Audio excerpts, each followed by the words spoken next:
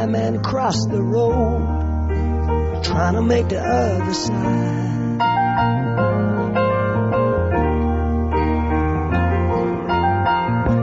Ever seen a young girl growing old, trying to make herself a bride?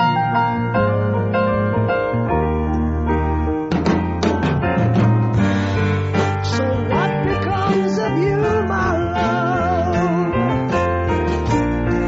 when they have finally stripped you of the handbags and the glad rags that your granddad had to sweat so you could buy?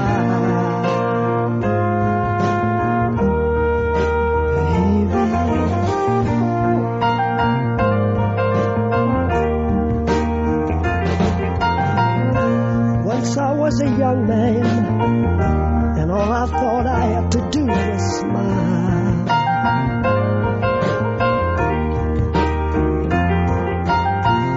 You are still a young girl, and you bought everything in style.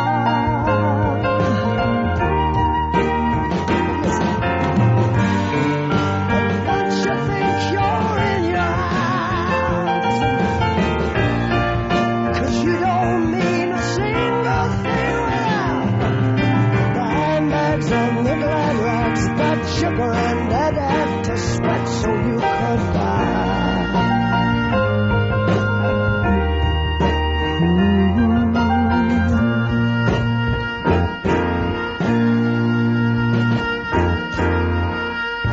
Sing a song of sixpence for your sake, and take a bottle full of rye.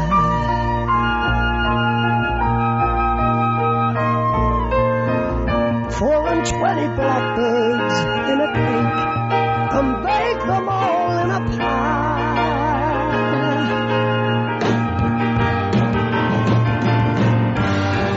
They told me you missed school today, so what I suggest you just throw them all away. The handbags and the glad rags that your poor old granddad had to sweat to buy.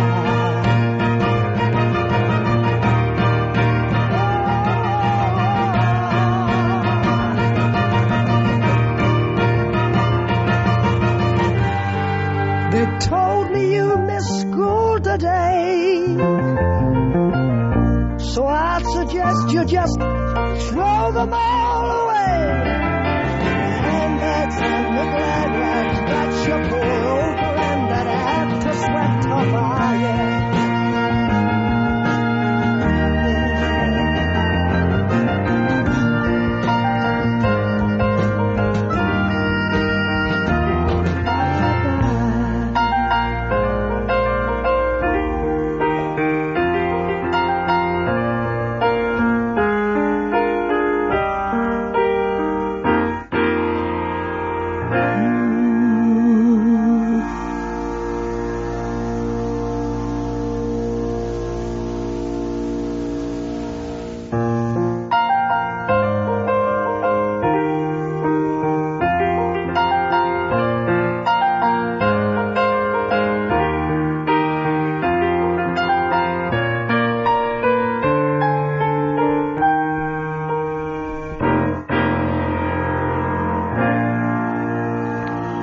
Ron and Fez show, 866-RON-0-FEZ, 866-RON-0-FEZ. I'm Ron Bennington. There's Fez Watley. Hiya, buddies. Earl throwing a little Ricky Gervais love his way. Oh yeah, I mean he was great this morning on the O&A show, and you were too. Why to sit there and judge? When did you turn into Robin? When did I ever in my whole life, Earl, need you to hop up and say that? I was just you're wonderful, and it was all wonderful. I was just paying. All you got to do is hey, it's me, Earl. That's all you got to do. You'd have been out of this thing. I was just paying you a compliment. A compliment. Yeah, that's what he calls it. We'll come over and rub my back a little later, Earl. Maybe that's the way we can go with this. What is with him? He's not the same. There is something seriously wrong with him. There's something very, very wrong with you. There really is. You don't act like a person anymore, Earl. He was very wonderful, and so were you, sir. No, I was just paying you a compliment. Seriously. I'm never going to put you in the field. You're always going to be in the house, Earl. You don't have to play up to Daddy. Don't have to tell Big Daddy good news. I know it all. Everything's fine. It seems to me as the Midnight Rider gets stronger, Fez, Earl seems like he's losing strength. Maybe the writer's just sucking it off of him. No, I did come in a little early today when they were very nice enough to let me hang out with Ricky Gervais, who I'm a big fan of. You know what's weird, Fezzy? You know when you fucking dig somebody? Right. I almost didn't want to meet him because I didn't want it to be something, like, oh, I don't like that guy. But I ended up, I fucking love him. I noticed you were in here early today. Yeah, you know what? I normally do. I come in about the same time every day, and today just happened that Ricky was here. You never get here that early. Well, you know what pisses me off? Like, Opa's like, yeah, sure, you can come in. He'll be here at 10. Fucking guy shows up at 9:30, and I'm at my house on the other side of town. And I have to say, do I still want to come in late? Because my idea was I didn't even want to talk. I just wanted to act like I was doing something in the background. You know what I mean? Just do a little filing, run an imaginary board, and just seem like I was staying. Just, part of the deal. Yeah, then it goes into the juggling decision where if I go, then I'm not going to be able to listen to it on my way, maybe, or I'm going to miss something. And well, could he be gone by the time I get here? Because we have XM. I don't know whether you true. understand. They're portable. I know that you don't take anything outside your house, but they are portable. You know what I want to do? Make sure you get some gear for Fezzy. Make sure he understands. But anyway, hang out with those guys, and Ricky, it was a lot of fucking fun. All right, coming up a little later on, we're going to be talking with Paul O. Try to make that whole thing go down today. You watched it, I guess it was 8:35? Yeah, 8:35. The Oscar nominations came out with the official that does it, and Salma Hayek was the guest announcer. Am I the last person to know this in America? She's pregnant? I didn't know she was pregnant. I mean, does she look pregnant to you? She's like a little square right now. Yeah, she totally looked pregnant. Yeah. Coming across the stage. Earl, do you know anything about this gossip? There's been rumors about it, but no confirmation from her camp at all. Such bullshit. There's no rumors. You're hearing it here for the first time. There'd be no problem to say, no. Show me one rumor. I mean, Give me a page. Go get me one. Go get me a rumor. I want to read the rumor. He makes shit up. I don't know what's going on with the Fez. He's getting stranger by the day. There's something very, very wrong with him. What is that even from? I know it's Bill Murray. Is it Stripes? Yeah, probably. Ryder knows. Midnight Rider knows. It's absolutely 100% striped, yeah. Thank you. Do me a favor, Fez. When I'm in here with Ricky Gervais, don't let the Midnight Rider walk by with that stupid hat and that fucking mask. And don't let me bring up Mark David Chapman up the fucking first second that I bend to Ricky Gervais. It's a stupid thing to say That might to have an been Englishman. Yeah, that might have been unnerving for him. I saw the shock in his face. Oh, boy. And even O&A's face. I just fucking yelled out something crazy as I came through. Hey, Trench, you're on the Ron and Fez show. Hey, Ron and Fez, this is Trenchmouth. I think Earl's like the calm before the storm there, right before he goes so-called postal on you. Yeah, well, even a couple of times he got upset with the rider, and he seemed like he was going nuts. But are you going to keep it together, Earl? Yeah, I'm feeling really good today. I mean, I got some degree of sleep. I'm ready to go today. But you're babbling nutty talk already. Just as soon as we caught you in the lie of there's been some rumors. It's an absolute lie. Anthony, you're on Ron and Fez. Hey guys, how's it going? Good. Man, I just want to let y'all know, dude. I called Ron on the O&A show, man. It's the fucking shit you pulled with that little bit with the chick's clit. It was fucking awesome. I don't know what he's talking about. I have. Oh, you know what? You probably caught some of the best stuff. Oh, did I? Yeah, you probably did. Oh, yeah. Either way, that shit was fucking hilarious. What was that bit? Do you remember? Yeah, what we replayed right before our show started was Paul O with Twatto from the old NEW show on O&A. Absolutely. We got to get somebody on those phones today, Earl. Earl, scramble out of this fucking weirdness that you're at where you're making up rumors and get somebody on the phones for me, okay, buddy? Okay. No, I was just trying to get some information. What's the information? About Salma Hayek. But was the information fucking misguided calls for the Ron and Fez show? Was that the information? No. Remember yesterday, Fez, when he sent in that fucking piece for you? When they're calling you Mr. Last Year. I was still steaming about this. I asked for the Razzie nominations. They always come out the day before the Oscars, and they give me last year's, the 2006 Razzies instead of the 2007s. And I'm talking about Dukes of Hazzard and War of the Worlds and Batman Begins. Hey, Jim, you're on Ron and Fez. Hey, Ron, I think Earl's problem is he's a little tired because he's trying to book the Rolling Stones day and night. Well, just the one Rolling Stone, Ron Wood. How's that coming along, Earl? Actually, I'm making very good progress on that. Now, what kind of progress are you? No, I mean, the request has gone to his management, and I'm awaiting word on whether or not he'll do the show. So that's who could not call up the Rolling Stones management and said, I would like to meet Ron Wood. We'll get back to you. I bet fucking Rupert Pupkin would get the same treatment. You know, and the word I got back is that they're very interested. They're extremely interested. You said you were his friend. This had nothing to do with XM or Ron and Fez or the Rolling Stones. You said you and Ron Wood had some kind of a relationship. Did they email you back this response? No, actually, it was a phone call. Because I'd like to see the email where it said, we're very interested.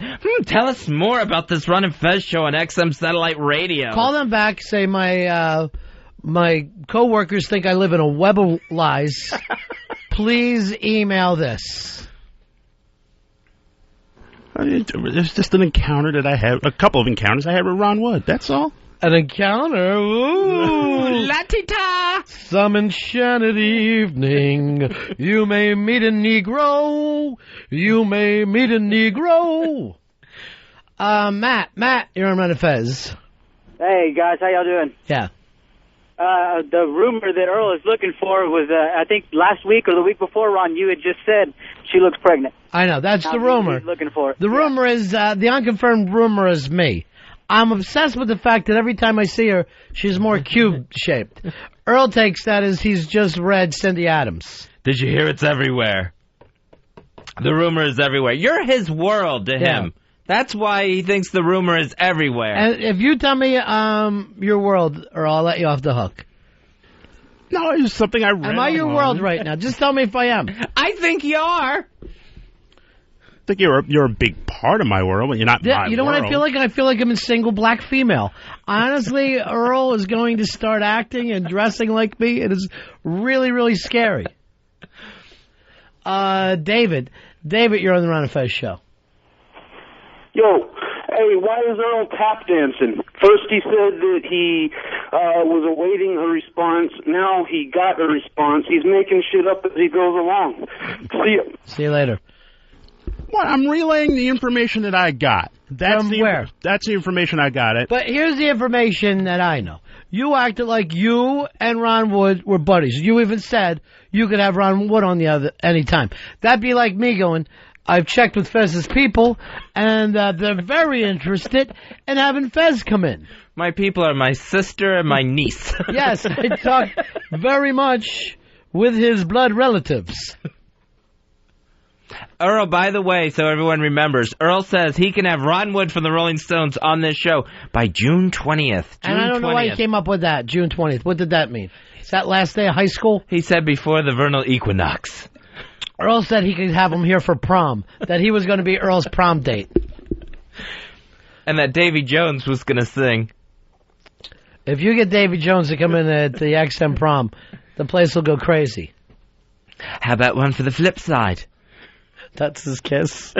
Yeah, when Marcia Brady got to kiss Davy Jones. Like all he wanted was kisses on his cheeks. So, then the parents come down the stairs, there's Marcia kissing Davy Jones. Davy Jones probably slept with more minors than Gary Glitter. And yet, on TV, he just wants a little kiss on the other cheek.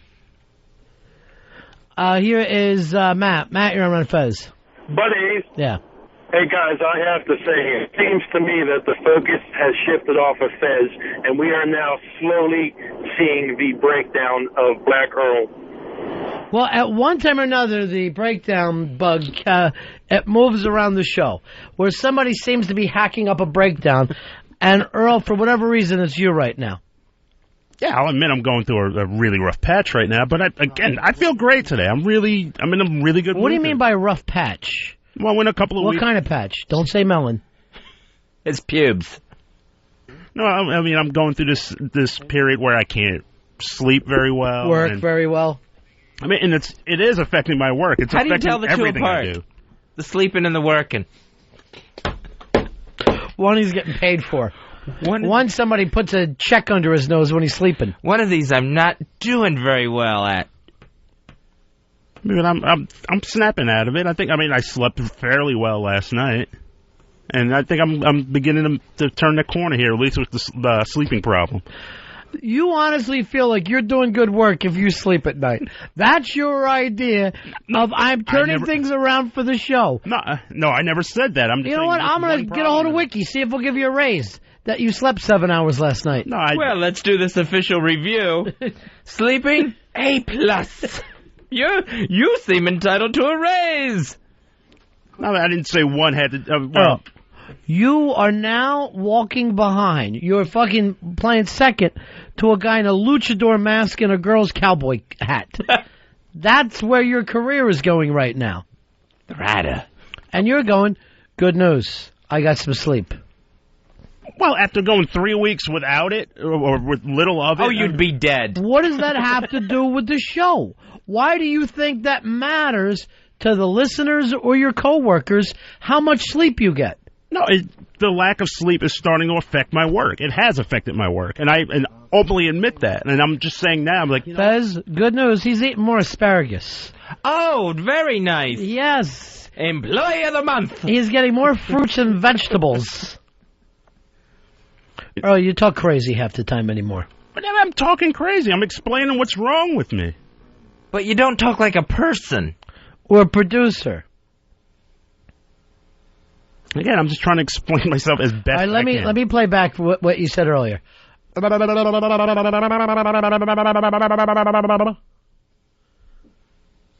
wasn't talking gibberish, but again, I'm snapping out of it. I'm coming through this period. This really rough period. Here's Scam. Scam, you're on Fez. Buddies. Yeah. I wanted to tell Sweet Sapphire, maybe if he did some stuff during the day, he'd be able to sleep at nighttime. Sapphire, what do you think? Well, I do plenty during the day. What do you do? Well, I work on work with the show and work on the show. This is the worst resume I've ever seen. I work with and on the show. It's all those things you put on a resume. People person. I work well with others.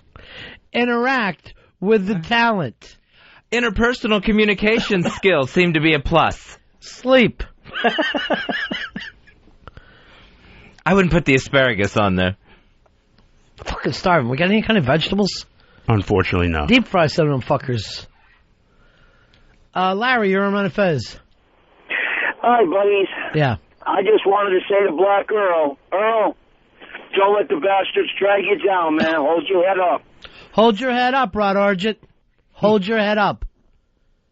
You think you could do it, Earl? Oh, definitely do hold my head up. That's all I've been trying to do during this period Is what? Get some sleep, eat some vegetables, and call it a day. So you think me and Fezzy are bastards now, Earl? That's the new thing?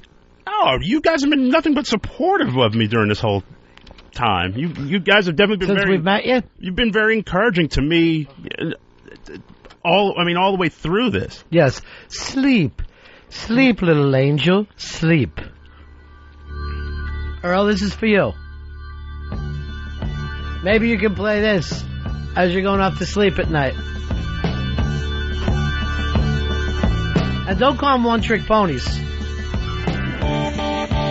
Or I'll pull out God Gave Rock and Roll to you.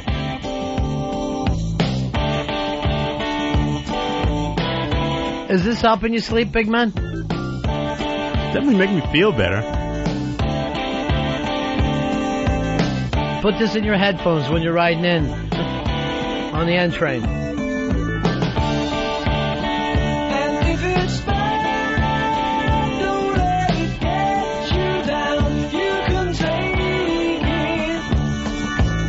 Look at him. I think he's starting to fall asleep, Fez. Ah, nice. He is turning things around. Why don't you sleep down at my feet like a kitten? Here you go, Earl. it is good advice, because look how he's sitting now, Fez. He's very hunched over, like he should be sitting in a bell tower. Like you're dodging bullets. Get the melon up high. Would this help you if you had your own mask and cowboy hat? Nah, I'm not a big fan of wearing the old luchador mask, and definitely not a cowboy hat. Coming up a little bit, it's our own Paul O. And by the way, Fezzy, I got confirmation when we do the red carpet night, Paul O's movie, Gap, O and I want to be there. Very nice. The red carpet is filling up for the premiere of Gap. Yeah. We just got to get this movie done, Polo. And I want it all done on Pal Talk. With, like a little thing with, Happy Typing Girl interviewing people as they're walking by. Well, look, everybody, look what happens to me. Here comes the Midnight Rider. I want you to be like one of those old 30s cowboys where you're actually riding your horse right up the red carpet. Well, hello, little ladies. You got to get one of those sequin cowboy outfits. This is going to be a grand tootin' movie for everybody. I hope I don't sit behind the Midnight Rider with that hat on at the premiere. Remember that cowboy in the party that was always in there? Hey there, little partner. Here is Matt. Matt, you're on Ron and Fez. Yeah, I had some info for Sapphire. I think he's confused on the rumor with Salma Hayek. What it was supposedly she's been scissoring it with Penelope Cruz. That was the rumor about her recently, not that she was pregnant. I would seriously give up every other day of my life just to be there for that one. Just be there for that fucking Spanish lesbian love fest. During the Oscar nominations this morning, Salma Hayek just let out a big squeal and a cheer when... like she was coming? Yeah, like when Penelope Cruz got nominated. I would just have to be in the room. I'd never stop coming. Be unfucking believable to be with those two. I even like her while she's pregnant. The whole third trimester thing doesn't turn me off. Really? Mm-mm. Put it right down there in the baby's noggin. Wow. Doesn't bother me. Just that belly button gets all enlarged and everything. Like the turkey's done. I always like to yell, the turkey's done. I'll go right down on that. When it pops out like that, yeah, I'll fucking go right down on it. Wow. That kind of seam shows up in the belly. Love the seam. Where it looks like it's going to split open like Alien.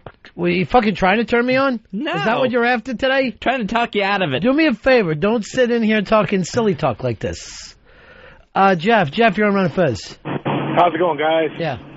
Hey, listen, I figured it all out. I got it all down for you ever since Eastside Dave took off there.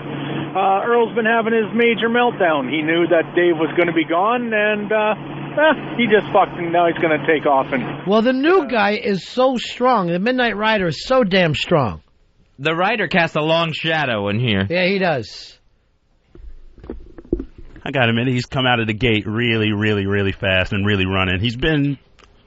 I got it. And we had to put down. You know what? Another person I understand is feeling the footsteps. Perry sent me an email today where he needed a little love. Yeah, Perrynoid will go through some movements there. Ew.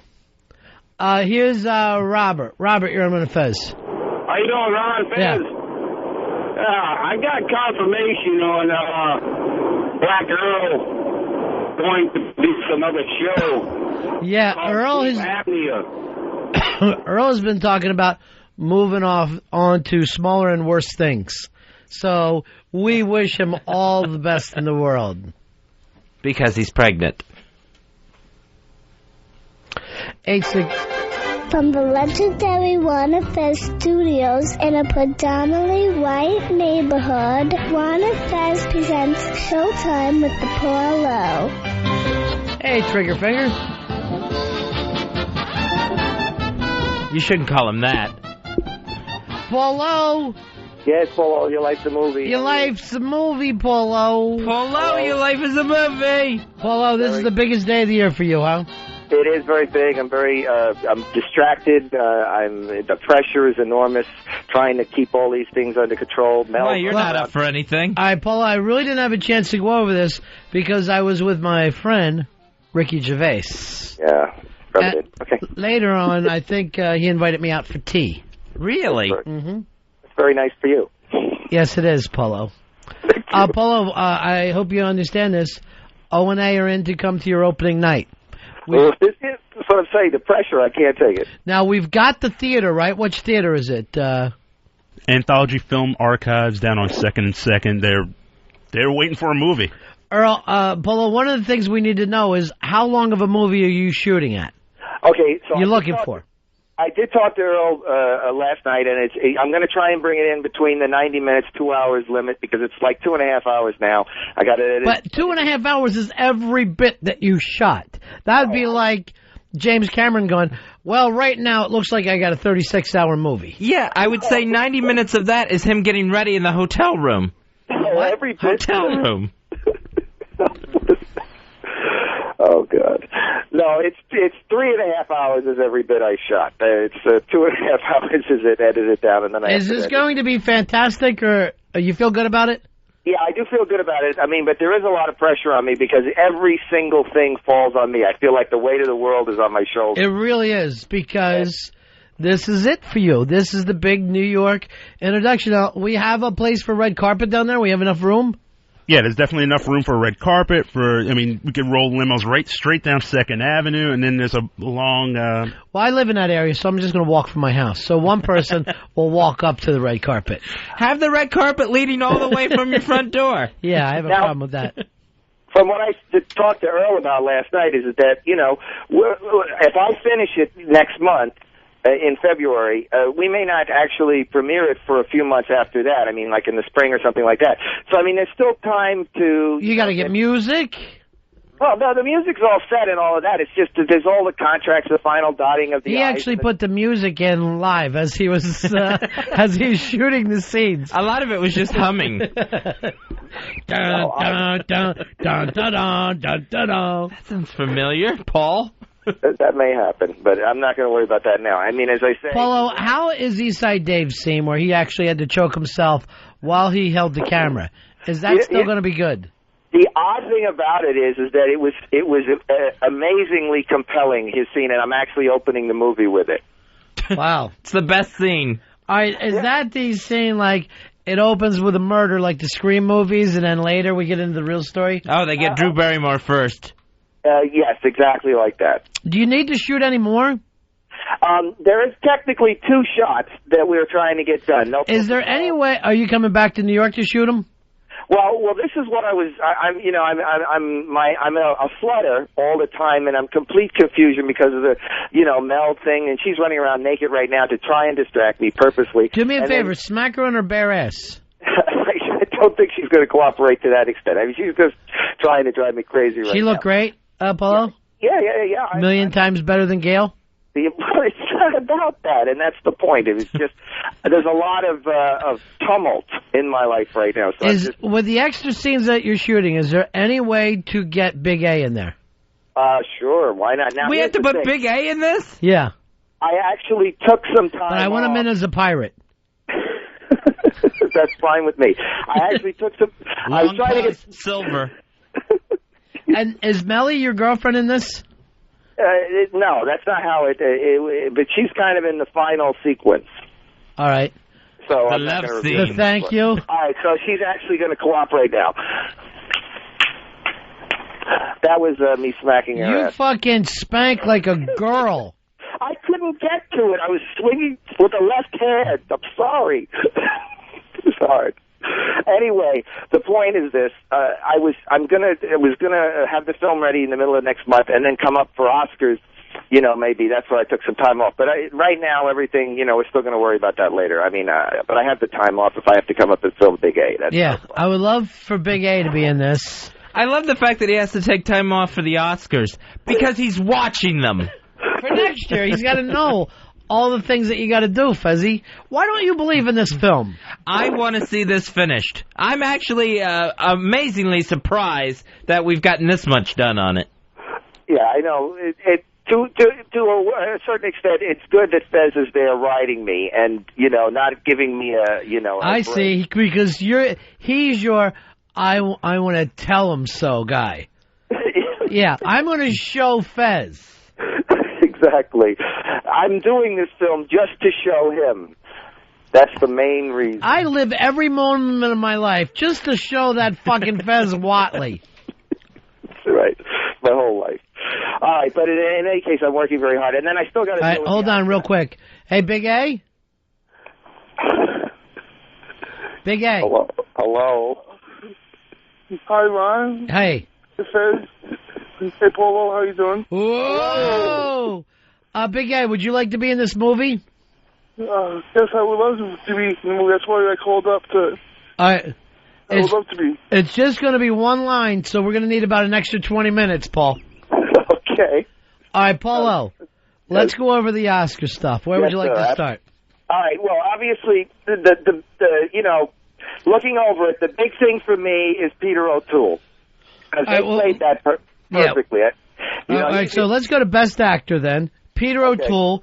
Is that kind of a surprise, Paul? No, because it was building perfectly for him. I mean, this is a little nothing picture where he basically plays a dirty old man. You know, but I'm just, if he won, it would be so great because, he just basically told him last year when he got the honorary Oscar, why don't you just spit on my grave? That wasn't last year. That was years ago.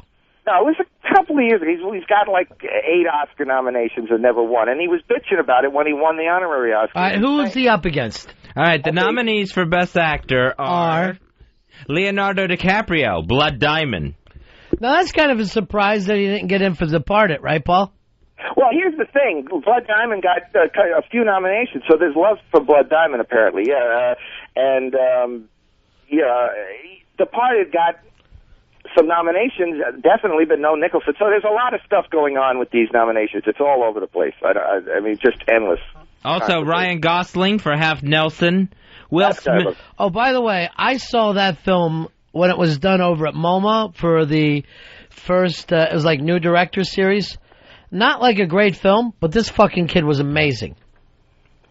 Yeah, Ryan Gosling is a tremendous actor, and he's really... What else has he done? I've never saw him in anything else. Well, I mean, The Notebook is where everybody knows. I never saw it.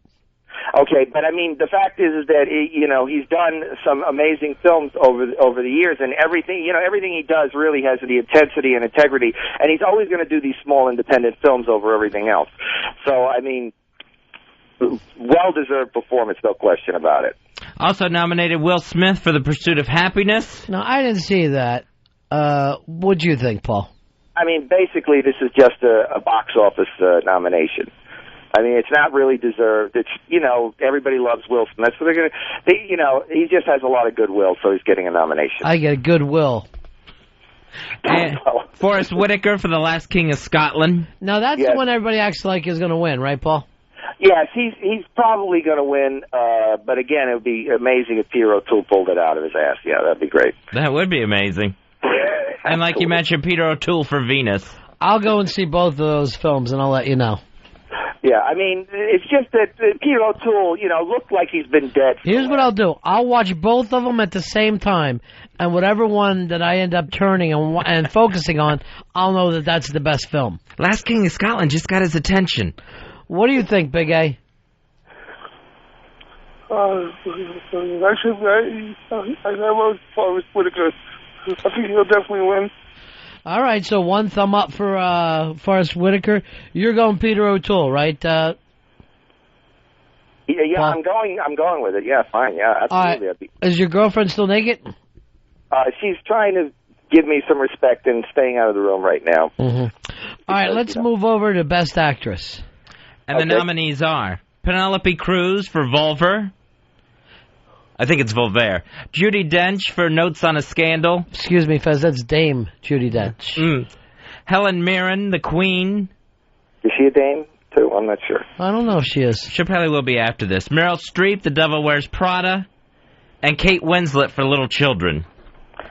Yeah, Little Children's been getting a few nominations. The Queen's doing very well, obviously, getting a lot of nominations. And Kate Winslet, this is like her 5th or 6th nomination, as young as she is. As young as she is, she's got more nominations than anybody else at her age.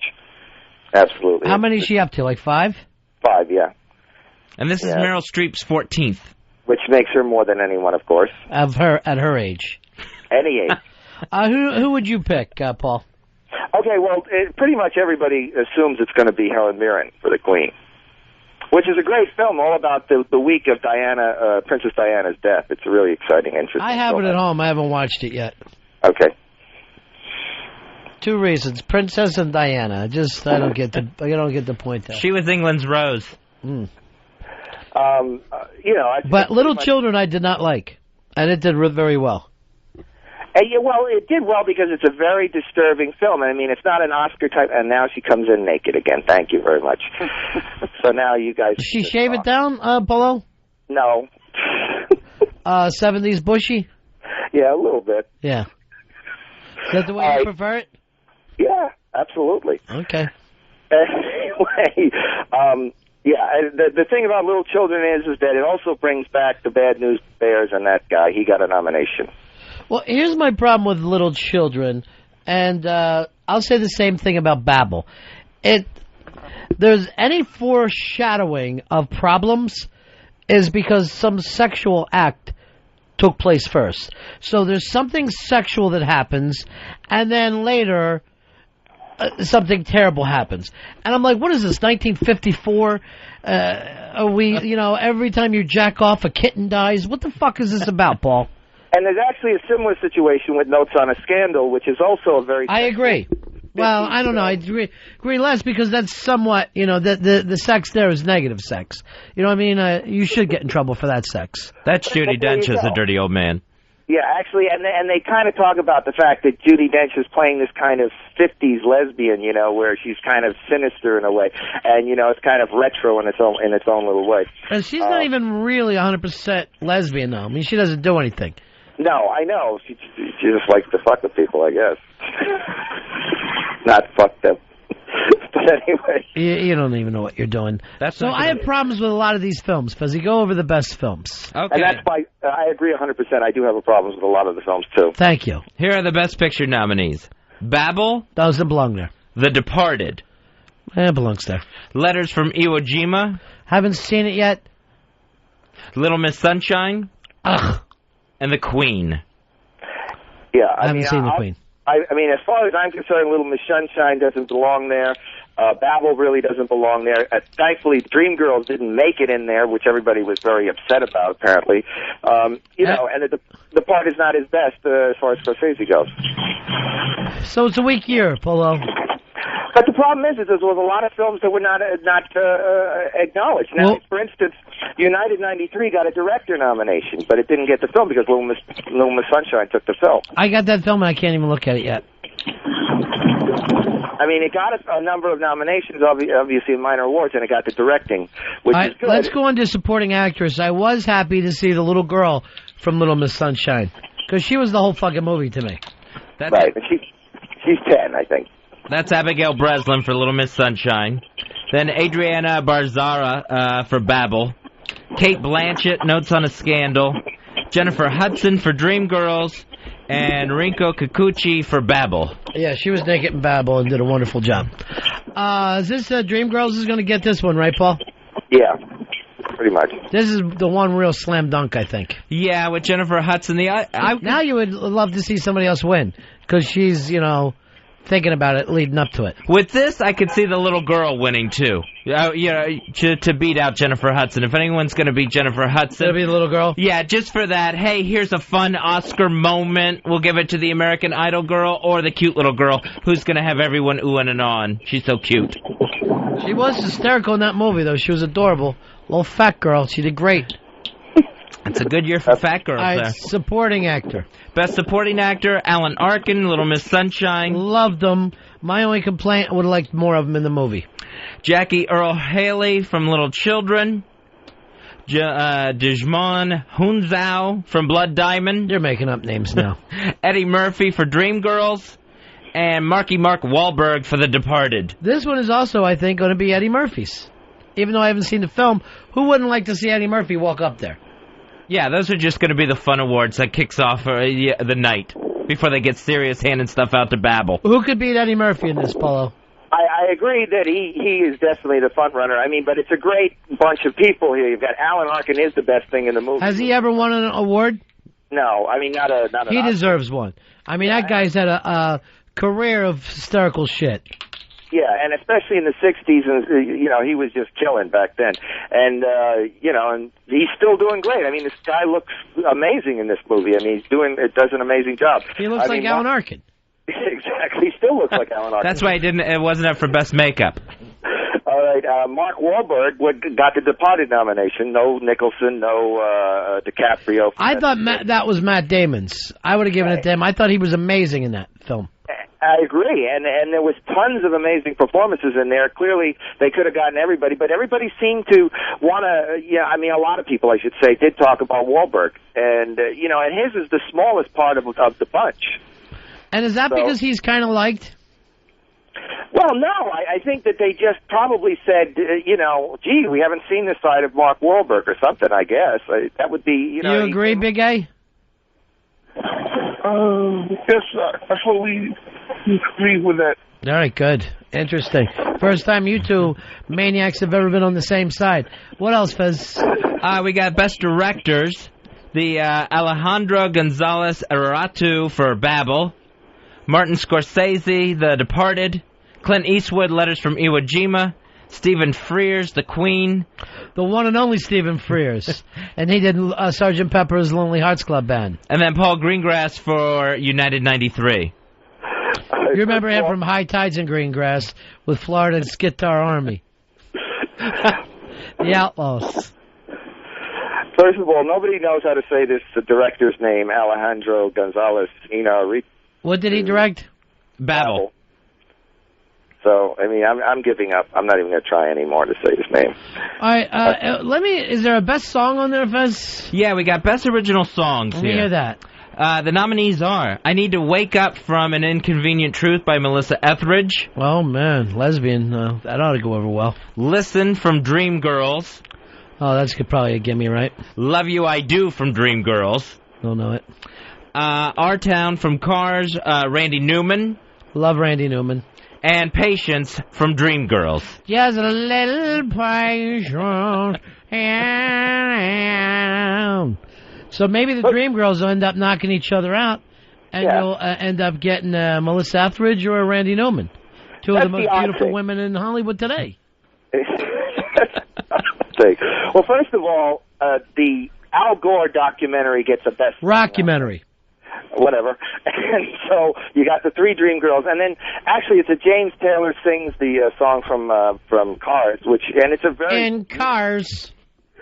Beautiful song. Why not just go with that? Here in my cars. I don't know. I think it was probably in the movie. Yeah. So... anyway, I mean, I don't know what the Dreamgirls is going to cancel itself out. That's just crazy. I would like to see that, and I would like to see Gary Newman win for Cars. It's Randy Newman. There you go. And I hope he goes back to wearing that old suit, too. Has his head done the same way. Little black eyeshadow.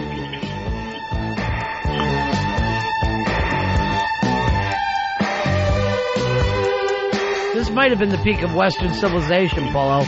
This might have been, might have been the high water mark. The other big thing about this nominations is that it's Scorsese and Eastwood again in the Main Street. Yeah, happens all the time. High noon, facing each other off. Down on Main Street.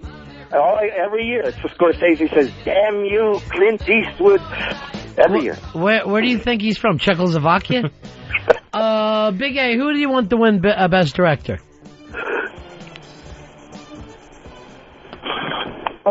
Actually, I haven't seen too many of the movies, to be honest with you. Okay. I'm glad you're being honest. Anything else of note in there, Fez? The only other thing of note is Best Documentary. Rockumentary. Where we have Deliver Us from Evil, An Inconvenient Truth, Iraq in Fragments, My Country, and our friends for Jesus Camp, Heidi Ewing and Rachel McGrady. Very, very nice. We've had them on, lovely young ladies, and now nominated for an Oscar. I'm very happy for them, Fez. Ted Haggard should be there in the crowd to accept. Or Merle Haggard, which I would love to see. The Yogi from Muskogee just comes out, waves, plays his tune, leaves. Luke, you're on Ron and Fez. How are you? Hey, man, I agree with you, Ron. I mean, Donnie Wahlberg for Best Supporting Actor, I mean, did you see him in it? All he did was fucking yell at people. Well, Donnie Wahlberg was in Sixth Sense, so he's not up. It's overlooked. It's Marky Mark and the Funky Bunch Wahlberg. God damn it. Yeah, it's wrong one. Dude, he was trying to be Alec Baldwin and Glengarry Glen Ross in that fucking movie. You're right, man. Matt Damon should totally have been up for it. He stole the show in that movie. Thank you. Is Weirdo Polo more people are agreeing with me than you? No, not at all. But I mean, the point is that actually the big surprise for me is No Love for Barat. They only got a adapted. I thought that was a lot for a comedy to get adapted screenplay. I mean, at least means he gets to show up. Yeah, exactly. But I mean, nothing else. I mean, what did you want him to get? Best actor? I wanted Best Picture, Best Actor. Picture. And the Milk Pitcher for Best Picture. Paulo, do they ever come back and say, you know what, we screwed up here, we're going to change some nominations? Elliot, you're on Ron and Fez. Yeah, buddies, I was wondering, Ronnie, did you see Devil and Daniel Johnston? Isn't it weird that didn't show up in the Best Documentary? Yes, I did. Here's one of the things that bothers me and why I'm glad he's off the show. I turned East Side Dave onto that. Now, he's going out turning other people onto it, acting like it's his. So, mutual friends of ours are going, oh, Eastside Dave gave me Devil with Daniel Johnson. It's amazing. Without fucking crediting Ronnie B. This is why I hate Dave, and I'm glad the writer's with us, Fez. Was that this year, Polo? Yeah, but there are literally dozens of films that were totally ignored this year. Or, like Children of Men only got a few things, and then Pan's Labyrinth. What about Children of the Sun? Did they come up with anything at all? Nothing at all. I feel bad about that. But clearly, I mean, it's just very I mean, Fuzzy is such a big hit, and who doesn't like that? And Emilio Estevez is crying today because Bobby got nothing. What? Oh, yeah, nothing. Now, so Children of what? Children of Men. Children of the Men, we have a clip of that. Do we have it ready, Earl? All right, here's a clip of Children of Men. Here's how it starts out, Fezzy. It's really kind of eerie at first. Very.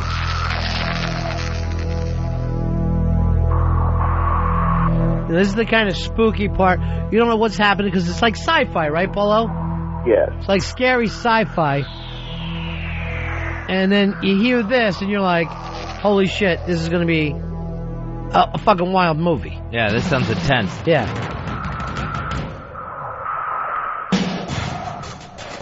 And now it's kicking in.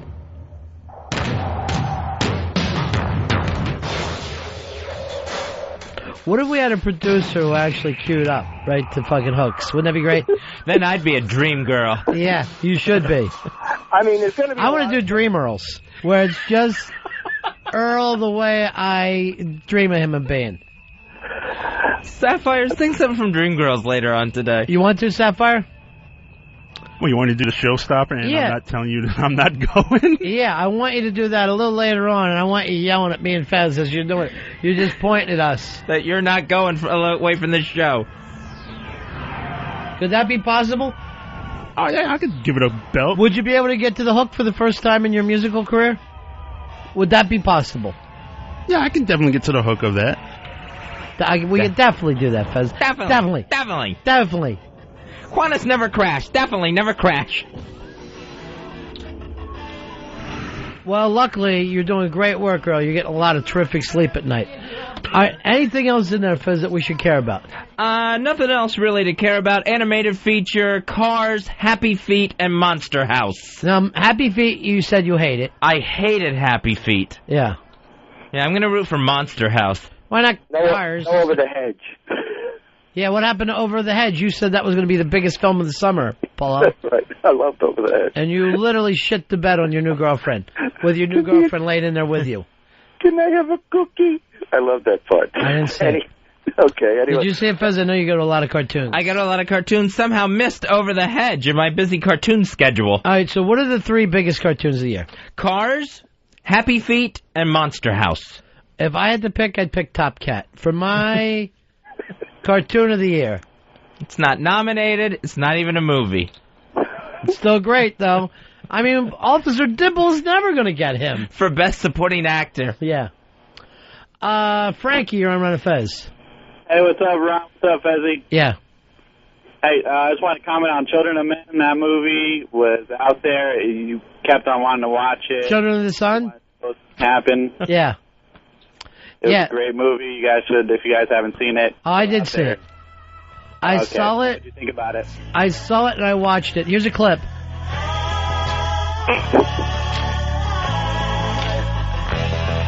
Who wouldn't like this movie?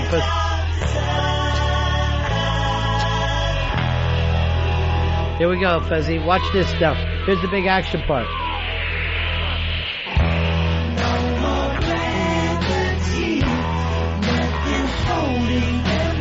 This is so Spinal Tap. When Spinal Tap would kick out to the middle eight.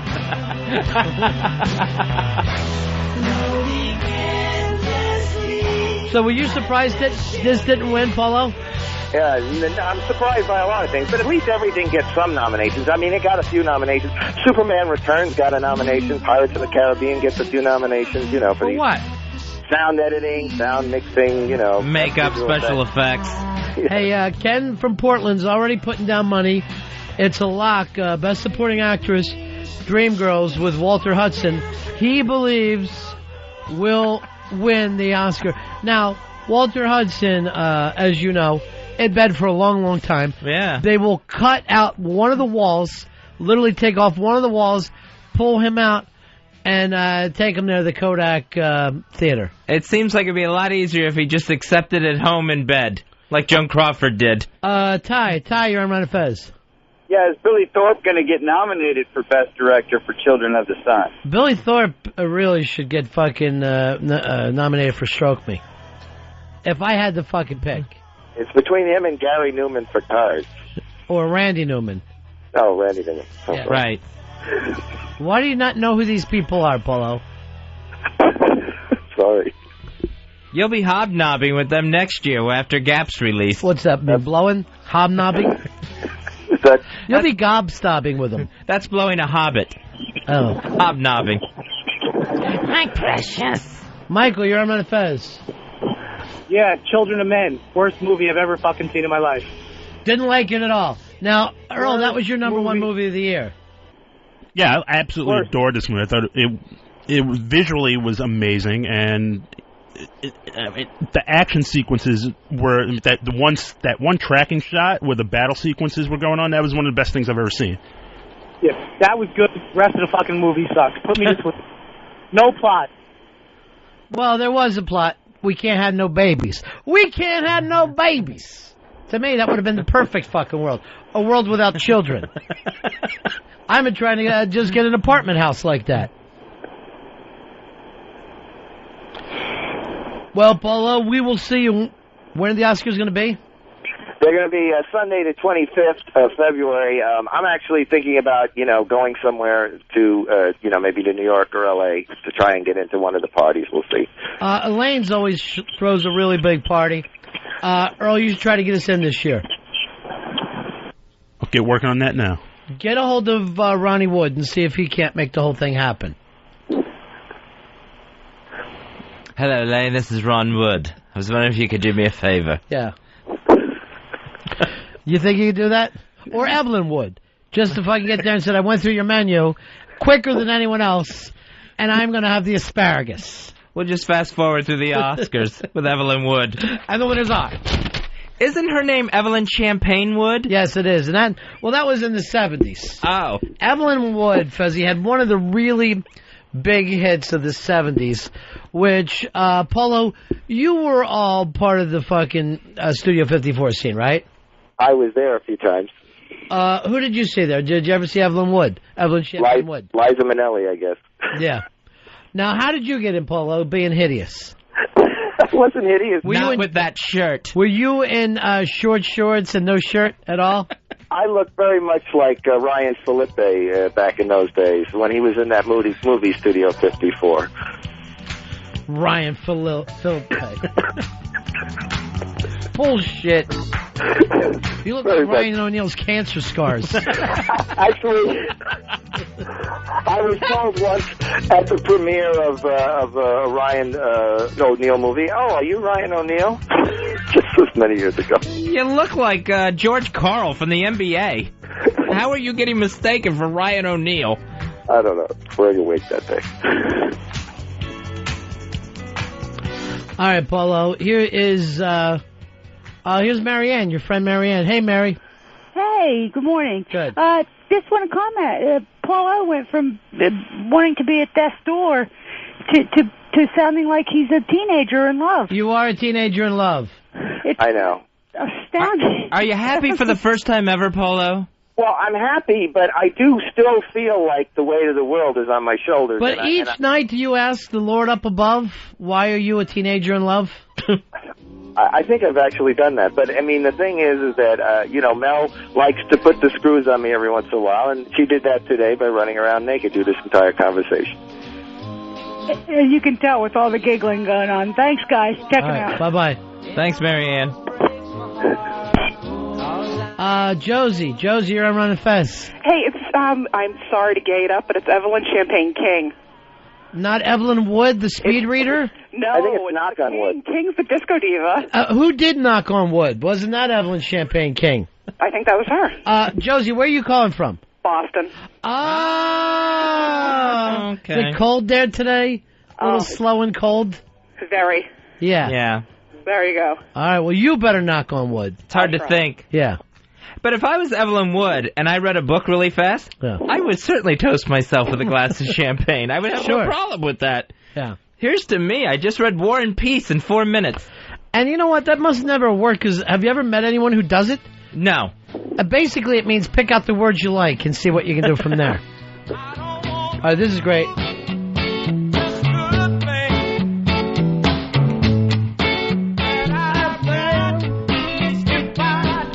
This was Paulo coming into Studio 54 back in 78. Say hello to Alton. Paulo, who did you go with? Your first wife? Stop it. Stop it. I'm a teenager in love. They must have loved Gail O at Studio 54. Yeah. Does he like the drug? It was Studio 54 meet waist size 54. Just overturning tables. Carrying Liza Minnelli to the top of the Empire State Building. That's what happened in those days. Things were just... Oh, they were crazy days. Crazy. I have a feeling Paulo never even went there. No, he was at Studio 53, just down the block. I went to all the clubs before the. So overall, are you happy or sad about this Oscar thing, Paulo? I'm happy, but it is still a mess. This year is just a mess. Does it feel like the Jews run Hollywood? I don't think so. Not just Hollywood. Apocalypto got a bunch of nominations, so that can't be true. I see. Now, what was it nominated for? Obviously sound editing and, cinematography, makeup, things like that. They got makeup.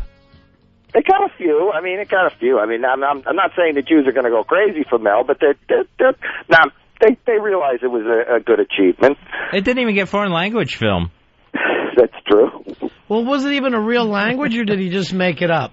It's a new language, Apocalypto. Yeah. I speak Apocalypto. It was a real language. I'm not sure, Paulo. It was. I don't know if it was Mayan or whatever it was. It's not like everybody speaks it, so nobody's going to call them on it. It's Mayan, it's urine, it's everybody. All right, Paulo, with the Oscar day, Fezzy. And now let's go to the other side of this, see how other people felt. Gail O, what do you think of the Oscar picks today? Hi, Gail. I think that they were typical. Uh-huh. I thought that they were exactly what they had said they were going to be. Right. I don't know about Angelina Jolie. I've never particularly liked her at all. You know what? I think she's a little bit of a slut. No kidding. You read some of the things she does, I wouldn't want to go near her. Gail O and I are both on Team Aniston. Oh, are you? Yeah. I didn't know there were teams. Oh, yeah. Yeah. Oh, yeah. She used to do some of the grossest things in the world. Like what? I can't.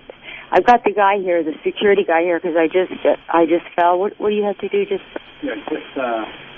You fell down? She's on vacation this week, actually, in Orlando, and so she's probably causing the people over there a little bit of problems. Okay, I need to talk. What was that Paul said? Paul said that you're causing trouble in Orlando. Oh no, I no just way. slipped on the treadmill. I'm okay. Yeah. Oh, thank God. I'm okay. And what was he saying? Something typical? You slipped on the treadmill? You know what he just said, Gail O? What? He said that Melly is running around naked in front of him while he's on the phone. You did say that, Paul. Yeah, I understand, but the issue is that we're trying to clearly not get Gail involved in. She's out there having a good time in Orlando. We're trying to get her life turned around. We're trying to get Gail O, how long were you and Paul O married? 30 plus. 30 plus years. And now you're just supposed to throw it away? Well, see, that's always been the way I felt. Yeah. Now, Paulo claims that he was in Studio 54 in the 70s. Is that true? No way was he in... He wasn't even in... He was still in New York in 19... As far as I'm not... Well, it was still going in the early 80s. We went back in the 80s. I was there in the... Bullshit. You know. I mean, I don't know. He's never talked to me about it. Of course he has, and he made it up. He's telling that He makes a lot of stuff up. He tells that new young girlfriend all these stories, and she believes them.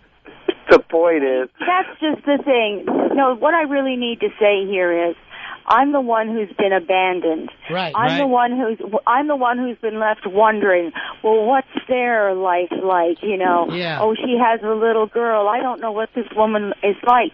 So after 3 months, you dump a 30-year-old marriage, even though it had problems. No, he wouldn't go to marriage counseling. No. He wouldn't go to anything like that. Okay. He didn't really believe that was what was wrong. But I swear, if we had gone, it would The main help. issue, Gail, I still think you should go. I still think we should go, too. Why not try it, Paul? The main issue is that I tried for 30 years, and every day was a struggle. Bullshit. I mean, It's not every day. true, Bullshit. Paul. Quit overemphasizing everything. But it definitely Do you know why everything seriously downhill. was a big deal to you, Paul? What? Because everything in life is a big deal to you. True. Good point. You are just one of those people that when things happen to them, you sort of just lose it. You really can't handle situations very well. And I love you very much, and I know you've handled a lot from me, and that's desperate. That's the truth. I accept my own culpability. Sure. But if he was married and he had children, he couldn't even believe the amount of things that could happen to children. Why didn't you... So I think his life has been relatively calm compared to some people. Gail, why didn't you two have children? Paul wouldn't let me. Yeah, the reason is that, you know, you were crazy for years and years. I mean, and I'm not exactly up for it. Bullshit. Paul, stop that. Stop it. Okay. Stop it, Paul. You're lying to yourself. Would you have liked children? You left me out of the car in front of the abortion clinic. Okay, here we go again. We got to relive this every time. Now, here's the... Wait a minute, hold on. No, I want to finish this. I want Please them to do. Of course you understand the fact that you... no, Paul, I'm not trying to... Look, I don't want to put you down or anything, but it took like 4 or 5 hours to have that abortion. I mean, they were scraping my insides out. Oh, third trimester. Yeah, I was over the third trimester, and I had to get on the subway and go home by myself. Where do you think we Why wouldn't you pick her up, Paulo? It's half in a ride, not lock her out the abortion clinic 2 days before the due date. Okay. Parking's not that hard to find in the Bronx. No, it's not. Let's get off of this topic. The fact is that... You know why he wants to get off of this topic? Why is that? He knows what he did was wrong. And I talked to him about what he's done with his relationship with this new woman. Yeah. I said, quit trying to treat yourself as though you're a little boy, because you are a little boy. You seem to think that God is going to ignore the fact that you committed adultery, and do you even know to face the fact that you have? Here's the thing, Gail. You think he'll burn in hell? I don't think he's going to burn in hell because he's a really good... No, he's a really good person. He really is. He is just not equipped to deal with life the way it is right now. With modern life. I'm basically got one fingertip hanging on the edge of a cliff. Paulo, with that. And you're now living I'm like trying to- Peter Pan. As soon as Wendy gets old, you go back and you want to find another young girl. It's sick. Yeah, it's true. It's true, and I understand how he feels about the fact that yes, I had to see a pain doctor, and yes, I had a lot of doctor's appointments, but I couldn't help that. And there were a lot of times when I thought I was having a heart attack, when I was just actually having a panic attack. So there's been a lot of visits to the doctor that. Really, well, I mean, Gail, in all honesty, you have a lot in common with these Hollywood stars because they love those morphine and the OxyContin mixing with the alcohol and Paul, I don't take morphine anymore or any painkillers. Word. Exactly. Of course But you used I to was taking when I had a broken shoulder. Well, no, I'm just saying. You've been taking it for years. Should she have a breath mint? No, I didn't take morphine for years. And you mixed it with the alcohol, which is what all the hip people do in Hollywood now, I guess. You know, they get Paul. I've never taken morphine except for when I broke my shoulder 3 months ago. So. No, you were taking it before. And whose fault was that? You guys were married for 30 years, right, Gail? Yes. When's the last time Paul gave you oral? Oh, stop it.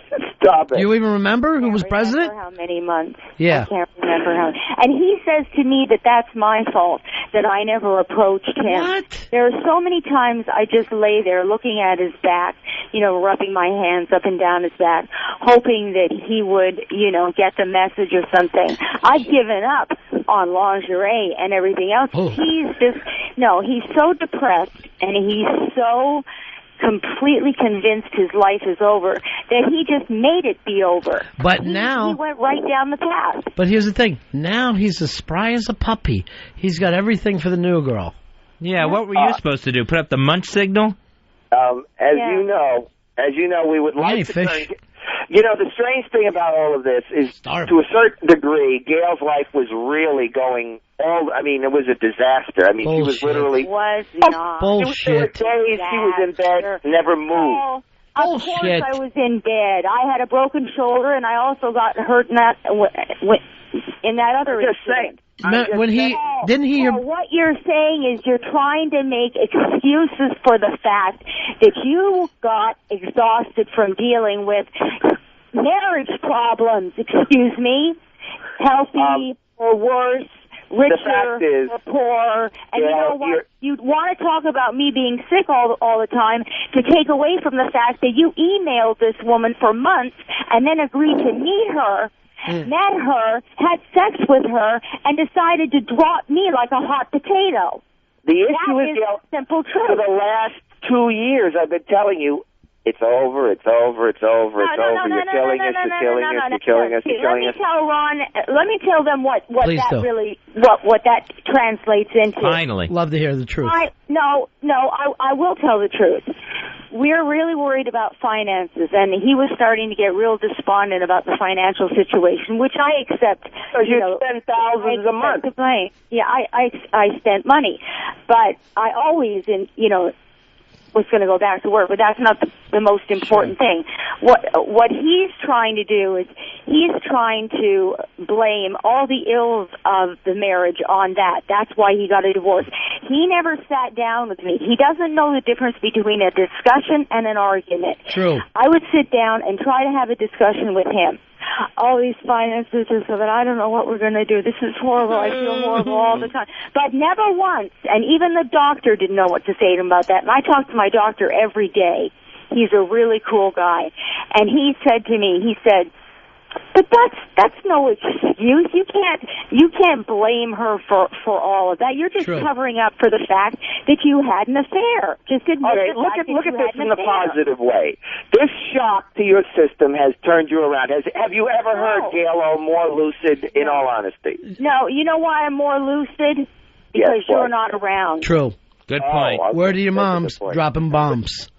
Yeah, he turns his phone off completely all day long yesterday, completely. Leave the phone on, Paul. I just had an accident on the treadmill where they had to put Band-Aids on my knee and everything. It's not serious.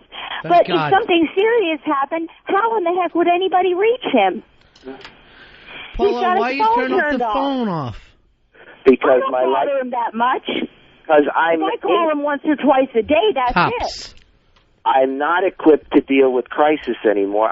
You're not equipped to deal with it ever, Paul. You were never equipped. You and your friends were strange, Paul, very strange, and I always wondered, we're not sure which one is gay or whether he's both gay and not gay. One is gay. I mean, I think there's a lesbian in there, but whatever it is, people who still live with their mothers. One shares a bedroom with his brother, who's a fireman. These are Paul's friends. Paul, what kind of wacky friends do you have? Gay firemen sharing the rooms with other brothers? And why don't you ever bring them around? I was trying to adopt people. I don't know. There were people in need. This is how dysfunctional I believe his life was. His parents were very quiet, except when his father got drunk, and then he usually probably just went to sleep. But Paul never really learned how to handle anything. True. Nothing. Now, Paulo, you were married for 30 years, right? Yes. 30 years. All right, so you go on an Elton John fan site. Yes. And you're what? You're posting like, oh, I love Yellow Brick Road. And then someone else writes in there, oh, me too. My favorite song is Benny and the Jets. And before you know it, you're flying to meet this lady? What I'm saying is that there was... He won't answer a direct question. He won't answer a direct question at all. He will not answer you a direct question. Even in the doctor's office, he had his eyes rolled up at the ceiling and he wouldn't look at the doctor. Really? All right, here's the thing.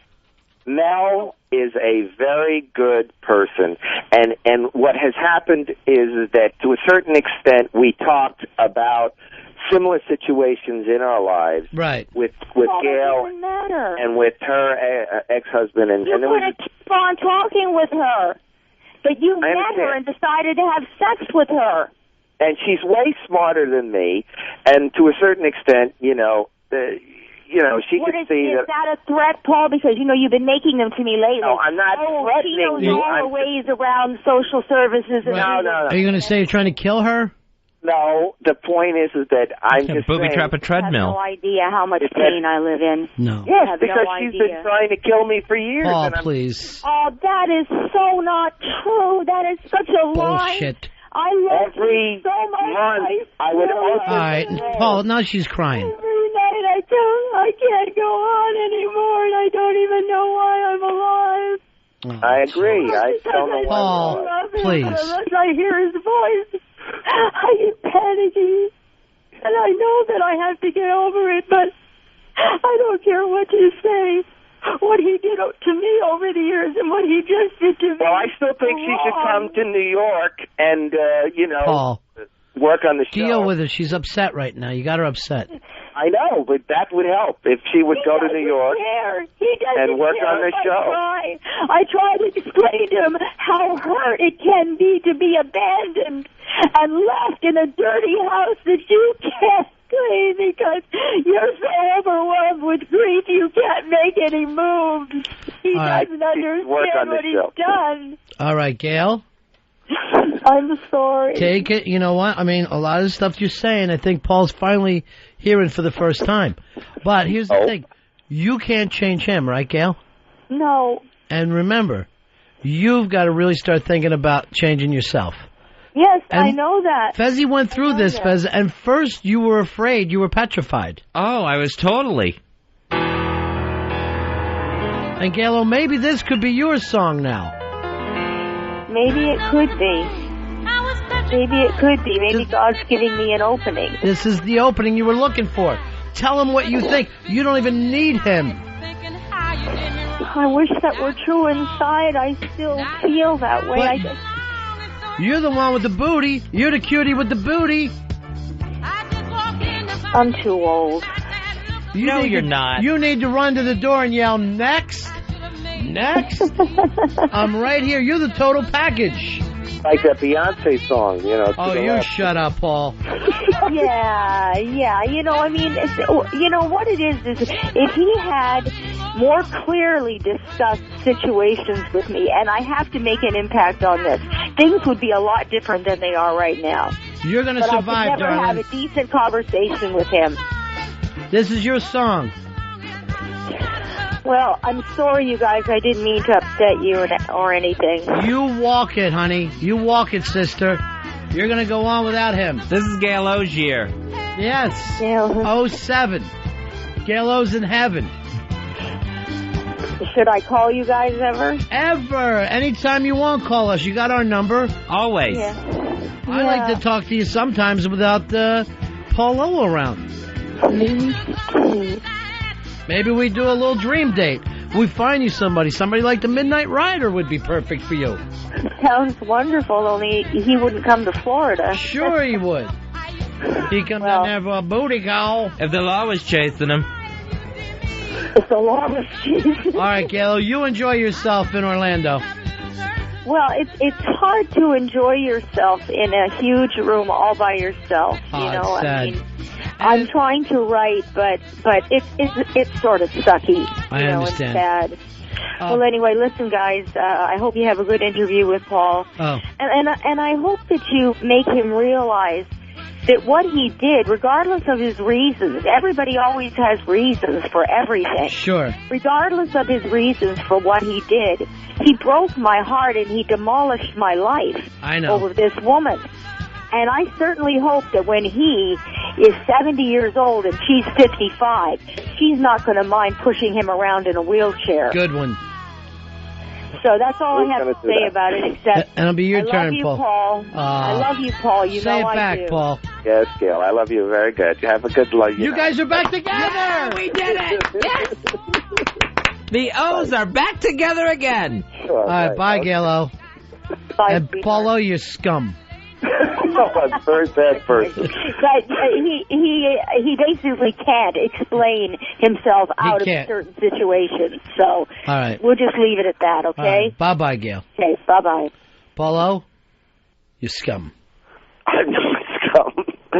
Oh, you know very well she was a complete lunatic for years. No, I never heard her, but you're right about one thing. I've never heard her so lucid. She's back up on her pins, and she's looking for you. And she'll find you. Her life is turned around. She's good. She's going to do great. That's absolutely. We're going to get her on Oprah. Everything will be great. Stop telling her she's going to get on Oprah. That's crazy talk. You just keep telling yourself all these things, Polo. All right. I don't know why. Because she'll kill you in your sleep. No, somebody's got to. Look at this. I got a text message from Ricky Gervais. Really? He just writes, brilliant. Oh, thank you, Ricky. We'll be right back. Ron and Fez Show. Ronnie. Fezzy. The Ron and Fez Show. XM 202.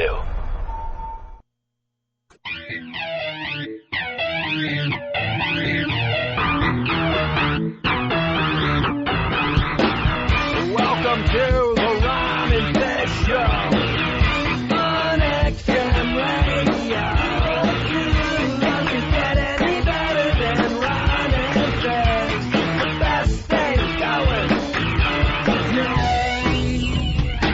I got a fever, and the only prescription is more cowbell. Outer space satellites blowing up nationwide. Boom goes the dynamite. Welcome to the Ron and Fez Show. Welcome to the Ron and Fez Show.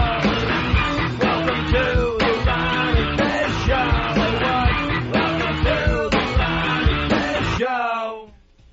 It is the Ron and Fez Show. 866-RON-0-FEZ. 866-766-0339. That was Perrynoid's Ron and Fez Show song. Oh, and how much we appreciate Perry Fez. Love the Noid. I love the Noid. Gotta love the Noid. All right, I got an email from him today. Seemed like he was feeling a little down about himself. Perry, what's going on, buddy? Hey, guys, I'm not feeling too well. You know, I just drank 4 gallons of water in 1 hour on the Cosmic Circus this past weekend, so I'm a little under the weather. But how you doing, buddies? But it didn't kill you? No, it didn't kill me, but I got really sick, and we got videos up on the CosmicCircus.com if you want to see a grown man vomit.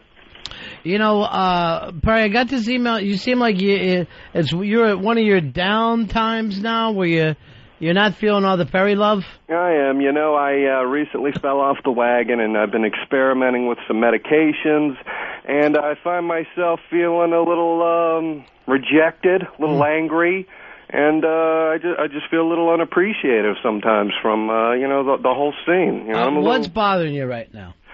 Oh, everything, you know. I mean, I've been in this crazy radio business now for 5 years, and I'm going nowhere with it except, you know, I'm getting listeners. This new kid, the hookless writer, Sleeves, he's decided to, you know, walk onto the Ron and Fez show and put Perrynoid in his place, you know, and I don't know if I can really stand for that. So it's like Sleeves, the Sleeves music's got you down a little bit? I don't want to hear it. Yeah. There's a new kid in town. No, I don't want to hear it, Ron. But there's a new kid in town. Not anymore. You don't want to hear it. You know what that's like, Fezzy, when there's a new kid in town. I don't want to hear it. I know, but that's Perrynoid's bit. Oh. You got to remember something. So now, because Sleeves is having some success, Perry feels upset with himself. I don't even understand why the guy's having any success. He has no hooks. What is this? I don't want that when I turn on my radio. I hate to say it. There's something brilliant about him and something original. I guess it's the voice. I guess it's the what's that guy's name? Yeah, it's not the hook or the voice. It's just the whole sound of it all put together. It's kind of like a Tom Waits thing, and he's just really original, though. And I feel bad for having to now have to battle an 80-year-old man who thinks he can compete with Perrynoid, you know. I'm at my low point right now, but, you know, by the end of this week, you guys will see why I'm the king of fake radio and the Ron and Fez music. I think one of the things people like about him is that he's not you. That's the problem, but he's trying awfully hard to be me. Right. He's using my formula. You think? Of course. Come on. Let me do some songs. Let me now do a show. But why can't you both be our parody girlfriends? Why does there have to be one or the other? Why can't Fez and I date around? I feel like for the last, 10, 11 years, I've busted my ass to get where I'm at, and I'm not going to have some 80-year-old deep-voiced William Burroughs kick me off. You know, he is very Burroughs. But we got 3 hours a day here every day on XM. You would think there would be room for everybody's parody songs. We need some Perry love out there. 866-RON-0-FEZ. 866-RON-0-FEZ. There's Dennis. Dennis, you're on Ron and Fez. Buddies. Yeah. Listen, I don't know you personally. It's absolutely not a personal slam, but it's comparing apples and oranges. I mean, well, they're both fruit. Right, exactly. Well, good comparison. Yeah. Thank you. Sleeves takes funny situations that Ron talks about and turns them into songs that are actually really moving. I listened to that one about the tip situation with Fez before I even realized what it was really about. Yeah, it's an amazing song. And Perry stuff is just very thin. It's just not I mean, I'm sure. So you're both good. Yeah, I'm sure whoever would like Perry's stuff wouldn't necessarily like what Sleeves does, but, I mean, in my opinion, creatively, production-wise, Sleeves just got a hands over fist over Perry. Don't even... So you like them both. Try. You see that, Perry? You got to feel good about that. You got to feel like it's healthy and happy. Well, I do realize that there's a certain factor here that I've been around for a while. This is fresh and new. Right. That's all about the change, though, you know. I'm not the king for no reason, you know. Right. Come on. Who did turducken, Ron? Was that Sleeves? Yeah, oh, come on, man. Oh, no, that was Perry. That was you. Turtle, you're on the air. How are you, buddy? It was very short, though. Hey, buddies. Yeah. Listen, I think the thing with Sleeves is it's not just his voice, which is very cool. It's also the cadence. It's a unique... Trance-inducing. It's a total package. Yeah. It is kind of hypnotic. Yeah. And, Perry, I like Perry's work, too. So. See, there you go, Perry. Well, of course he does. Who doesn't love my stuff? And you know what? I'd love Sleeves stuff, too, if I was 80 years old and on heroin. So you're not crazy about the Sleeves sound at all. Have you ever heard any of this? Have you gone to his website? Yes, I have, actually. I was RadioGhost.com. Adam's Most, and I was sitting there listening to it and obsessing over it, and I was on it for like 8 hours last night, just trying to find the weakness where I can attack, where I can, put them out. And I think I've got something. What's that? I can't really reveal it. You'll find out on Friday's show. All right, so Friday you're taking them full down in a radio war. Mr. Paul, you're on Ron and Fez. Hey, guys, listen, Perry, you were great back when the phones were broken. You had that wonderful, someone needs to fix the phones. I love that song. Tune, great hook, the whole thing. Then they fixed the phones, and you got nothing. That was the beginning of the end right there. They never should have fixed the phones. And you know, Eastside Dave going on the air and trying to exploit me and discredit me as an artist, that didn't help. I know. Eastside Dave did take some cheap shots at you. The Ballad of Gail O, one of the greatest songs ever written in Love Ron the and Ballad Fez. of Gail O. How dare they? Yeah. And it still works to this day because Gail's life doesn't get any easier, Fez, as time goes on. Oh, yeah, the song will be timeless, Perry. Not like the phone song where now the phones are fixed and we can't play it. What do you mean by timeless? You could play the Gail O song anytime. 100 years from now? I think even 100 years from now. You're out of your mind. I can't imagine 100 years from now anyone knowing who Gail O is or what the song means. All right, Perry, we got a lot of love today. You heard what those people say. You're one of their top 2 favorite. I'm one of the, I'm slipping, but I'm coming back, guys. And Gail O, give me a call if you want to hook up sometime. I'll be in Florida. Perry, I want you to know something. Silver is a beautiful color. A silver medal is fantastic. I know. Not anymore. I'm done with second place. It's all or nothing this Friday. Either I win back the listeners or I go away forever. Oh, no. Joe, you're on Ron and Fez. I just want to say Perry's lost it, and it just hasn't been the same since Mandisa's big black ass. That was also, Mandisa's big back ass was gigantic, but that was like a year ago. Yeah, you're going to need someone really fat on Idol to recapture that moment. And black. Everybody has a slump. Everybody goes into a slump. Everyone gets writer's block. Everyone, look Is this at what Earl? I've been through. All right, Perry. Well, people are behind you. I appreciate it. We'll be looking for your new work. This Friday. Check it out, baby. You're one of the best, pal. Thank you, guys. One of the top 2. There he goes. Boy, I feel bad. Yeah, he has down moments, much like Gail O. Right now, the future seems to be Sleeves and Big A. That's what people like. Big A's not the future. He's barely the present. A new trend in the evangelical Christian movement is something called purity balls. Oh, my balls are so pure that Jesus loves them. Now, what kind of movement is this, Fez? This evangelical Christian movement. What exactly does that mean? The evangelicals are the ones, the part of the Christians that really want to get out and convert everybody. Yeah. They're the ones that say you really need to be born again. Now, they're the yellers that jump up and down, they speak in tongues. Yeah. Now, Pentecostals will do that, too. Aren't they the same? Yeah, well, a Pentecostal is an evangelical. It's like a form of evangelical. Do you speak in tongues, Earl? No, I don't. Bow, bow, bow. Some people have accused the Rod of speaking in tongues, but I must tell them it's just yodeling. I see. By the campfire. Yeah, roasted marshmallow. You're not having a religious moment. No, Daddy. You're just yodeling. I'm just singing a yodely lady. Hoo. Yeah, no, that's good. That's not sleeping in tongues. Sleeping in tongues. Speaking. Yeah. All right, so that's who we're talking about here. Exactly. So the really zealous Christians. Mm-hmm. Purity balls, these are dances where young women exchange rings and take vows pledging their chastity to their fathers. So they're taking exchanging a ring with their dad. Right. And they're saying to their dad, no one touches this pussy. Exactly. And nobody sees this as sick. Why is a man so obsessed with his daughter's vagina? It's fucking deranged.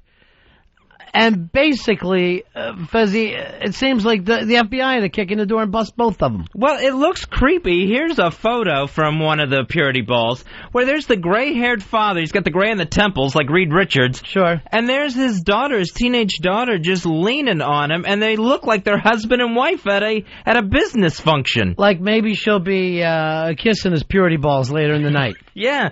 So they get a special purity ring. Oh, sick fucks. You know, that you can buy, and then they exchange. And now some of these girls, like reading this article out of Glamour, it's one woman is 25 years old. She's doing this with her father. Right. But some of the girls... And then they go like this, don't you wish Mommy was dead? That'd just be me and you. You. Save this pussy for Daddy. Whose pussy's this? That's Daddy pussy. Whose pussy's that? That's Daddy pussy. You sick fucks. And then some of the girls going to this are under 10 years old with their fathers. exchanging rings and vows. What do they have to do? No, they don't have sex? Yeah, they don't have sex. This is... What about their assholes? Does that come up at all? What have they decided to do with their asses? I don't know if the bung is specifically mentioned. The dads are basically acting like fucking prehistoric men here. This is fucking insane behavior. Yeah, they said the roles are clear. The dad is the only man in the girl's life until her husband arrives. You know what this sounds like to me? Islamic. This sounds Islamic. The speaking in tongues, the being obsessed with your daughter's sexuality, it's fucking sick behavior. Yeah, here's part of the vow the father takes. I, whoever, choose before God to cover my daughter as her authority. Oh, God, cover her. I bet you do. You fucking pin her. And the protection in the area of her purity. Oh, my God. Is that the fucking code word for pussy? Totally. Yeah, here's the thing. They're like trying to say we're taking sex out of all this. Mm-hmm. This couldn't be more sexual, what they're talking about and what they're doing. For someone who's trying to say, no, there will be no sex involved in my daughter's life, you're just putting it on display here in a sequin gown. So everyone's showing up and they're all singing, her pussy is clean, her pussy is clean. Alan says he's been the one. Alan, you're on Ron and Fez. Yeah, guys, thanks for taking my call. Guys, I've been to a wedding where the father gave the purity ring, you know, where the daughter had the purity ring, and they had the whole ceremony before my buddy's wedding. It was atrocious. So he takes the purity ring off of his hand, he puts it around your friend's cock, and now that's up to your buddy. Dude, he fully gave the purity ring to my buddy. Like, just disgusting in front of the whole church, talking about his daughter's vagina ring. God, they're fucking disgusting. It's so creepy because it's like, here's the receipt for my daughter. Right. This ring. Untouched. Here's Will. Will, you're on Ron and Fez. I know how to make sure these purity balls all cease to exist forever. How's that? Big A. Send Big A to the purity ball, and all these vaginas will be just given to them. All right, thank you. I don't get it, Fez. I don't get it. I don't understand what's wrong. I swear to God, we're every bit as nutty as Iraq right now. When I see the speaking of tongues, the obsession with your daughter's fucking sexuality, this is stuff that sheiks do. Yeah, with the purity ball, they call it a date. With the girl having a date with her father. Oh. And it's the only sanctioned date a girl can have until she is courted by a man. Courted? How's that?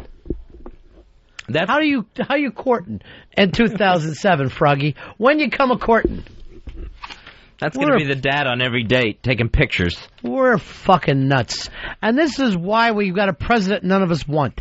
Because these fuckers also vote. We're one wacky-ass country anymore.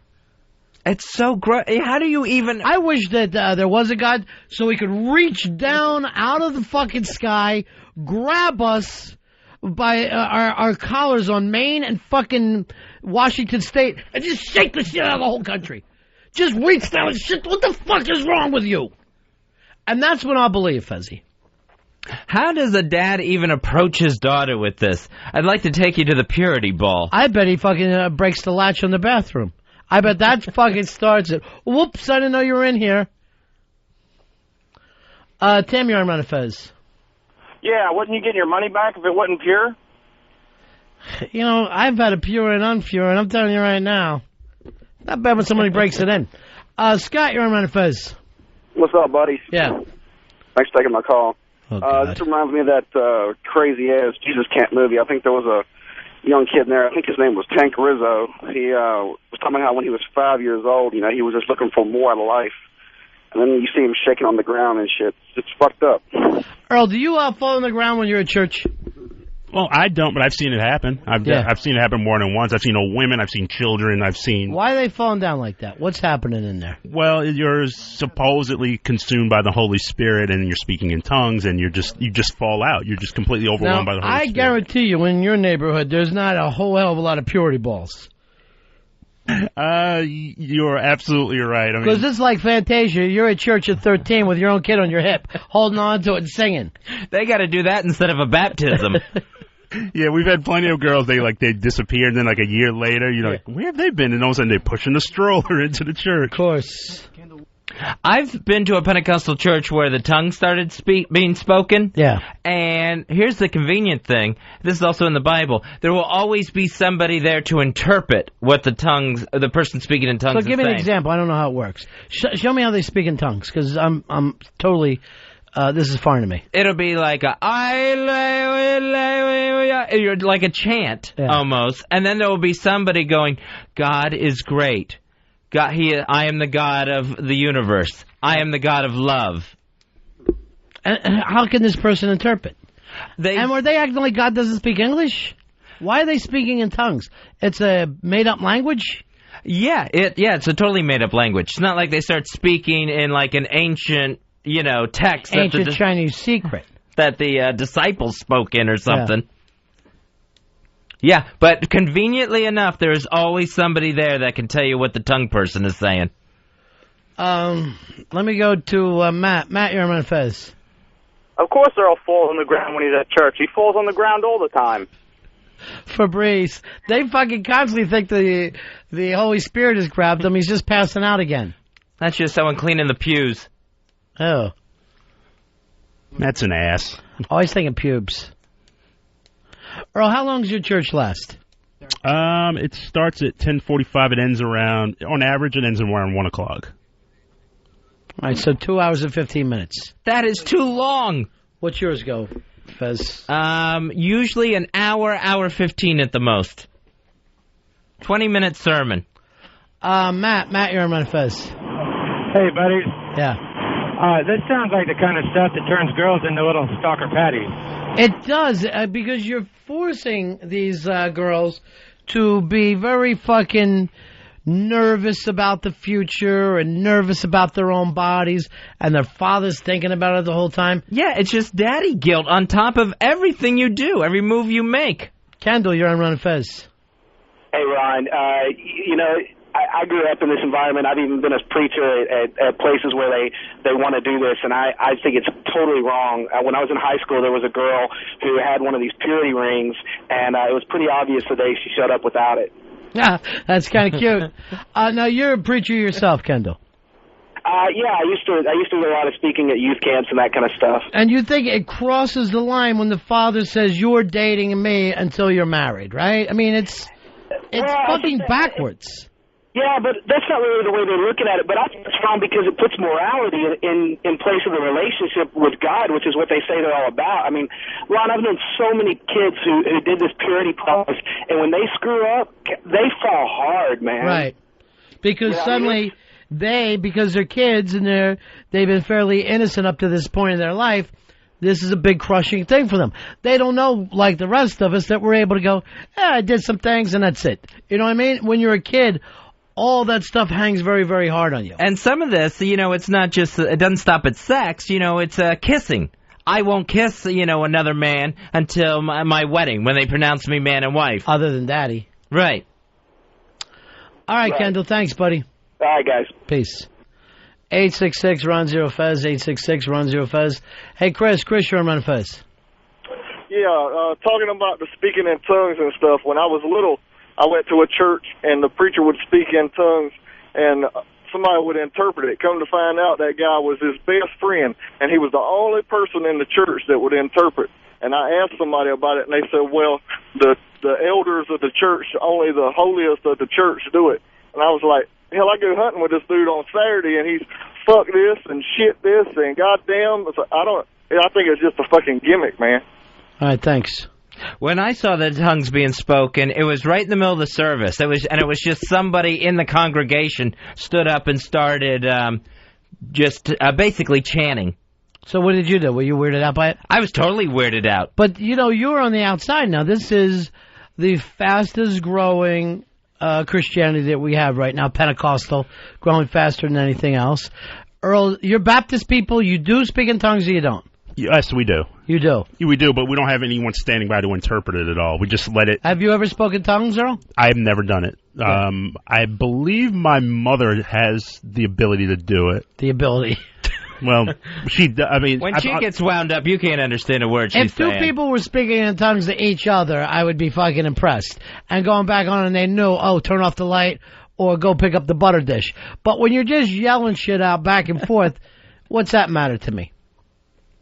When I've seen it happen so many times. I just let it happen. I don't try to figure it out. I don't try to interpret it. I'm just like, this is what goes on. And I've seen people like flopping around on the floor like a fish. Just completely going crazy. And you don't try to explain it. You just let it stay in the moment. You don't laugh? No, oddly enough, like the kids section, you hear them cracking up because kids, they don't care. They just have some sense left. They have no tact they just don't care. You can hear the kids laughing. The adults, stone cold silence. You just let it happen. I think it's an attention getter. Let me stand up and get everyone looking at my new church dress while I'm in the middle of the service. Why does it always come back to attention for you? That seems to be your big problem in life. That's what it is. Tim, you're on Ron and Fez. Hello, how you guys doing today? Good, pal. I love you guys' show, but Earl pretty much got it right on the speaking in tongues there, but I've gone to a church my whole life where they speak in tongues. I haven't in the last 10 years probably, because I've fallen out of the graces with God, but done a lot of things that has happened in my life. This isn't a confession, Tim. What do you got for us? Yeah. When they start speaking in tongues, 9 times out of 10, it is the Spirit of God coming over them, and they can't control what comes out. It just comes out as garble. No one can understand it. There's no way to interpret it. And the people that say they can interpret it, they're just blowing smoke up your ass. There's absolutely no way to interpret it. I don't understand what it does in a religious ceremony. If no one can understand it, what's anyone getting out of it? It is basically shows that the Holy Spirit guides your life, and that if you end up speaking in tongues and during the service, it's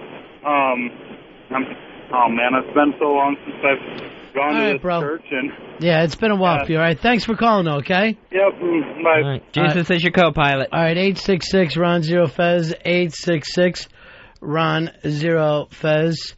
Here's Cody. Cody, you're on Ron and Fez. Hi. Yeah. Hey, I was just calling to say that I grew up in that kind of environment. It was just kind of, I remember the first time I saw, speaking in tongues, I was in, 4th grade. And I asked my mom when we went home from church, and I was like, what's this all about? And she said, well, just give it a chance, just see what it's about. So as I noticed, I got freaked out at first. I thought they were possessed or something because I had grown up in the church, but not around that kind of stuff. And then as I noticed, weeks and weeks and weeks and even years went on, and the same 2 people did it every Sunday. Someone would speak in tongues, and then someone would interpret. Yeah, talent showcase. Yeah, so I was always just kind of skeptical, and I'd had some conversations with ministers and stuff about that, and varies on opinions, but I always thought that was a little odd. All right, man. Never really bought into it. All right, here's Toby. Toby, you're on Ron and Fez. Go ahead, Toby. Hey, Ron. Yeah. On that purity ring, the Mormons, I live in Utah, the Mormons do the same thing. All the girls wear what's called a CTR ring, choose the right. And it's basically the same thing. They're not, they're supposed to remain pure and clean and do all, it's the same damn thing. The Mormons have been doing it forever. But did they have a ceremony with their dad that there's somehow their dad is their mate until they marry? No, Ron, that's disgusting. It's a whole different thing to say to a little girl, I want you to wait. No one's fucking saying that isn't your right. Or whatever you want to do. But for me, when the father gets involved with his daughter's sexuality, that's fucking wacky. That's where we start to call it abuse. Well, at the purity ball, it's the dad who's taking the vow here. I promise to what? What is his fucking vow? To guard over this vagina? Like it was made out of cotton candy? So it's more like it's his choice than the daughter's choice. She gets a new dress out of it, though. Greg, you're on Ron and Fez. Hey, Ron, where is Earl's Fainting Goat Baptist Church located? That's over in Queens, isn't it? The Church of the Fainting Goat? It's not the Church of the Fainting. It's in Jamaica, New York. Voodoo church? Not a voodoo church. It's a Baptist church. I thought Jamaicans were voodoo. No. Scott, you're on Fez. They'll kill that goat. Yeah. Ron Fez, I have to back Earl up as far as the talking in tongues. And the guy that called earlier, his name was Tim. He's an idiot. He hadn't been in church long enough, apparently, because talking in tongues, there is always somebody there to interpret.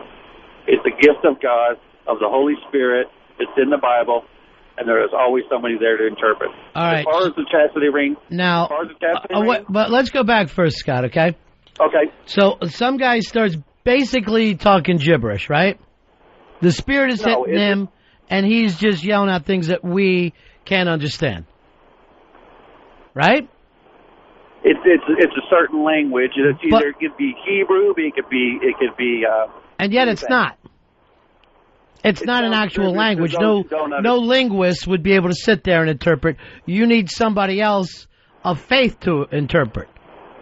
A faith to interpret it. Yeah. So it's not a language. Yeah. So you're not saying they're speaking language. You're just saying whatever phrases that they hear. What does the guy who's interpreting, what is his training to be able to figure out what God's telling us all? It's just it's a gift of God. It's another gift. Right. Yeah, there's always going to be an interpreter. It says it in the Bible. Uh-huh. So each church has one interpreter. No, there's probably... Could somebody go, wait a minute, I get a whole different interpretation. No, there was one gentleman there saying that the same guy was interpreting every time his minister talked in tongues. Well, that might be a hoax.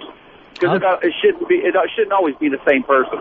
Anybody that's filled with the Holy Spirit at that time, usually they're going to be the one that's going to be able to interpret it, not the same one all the time.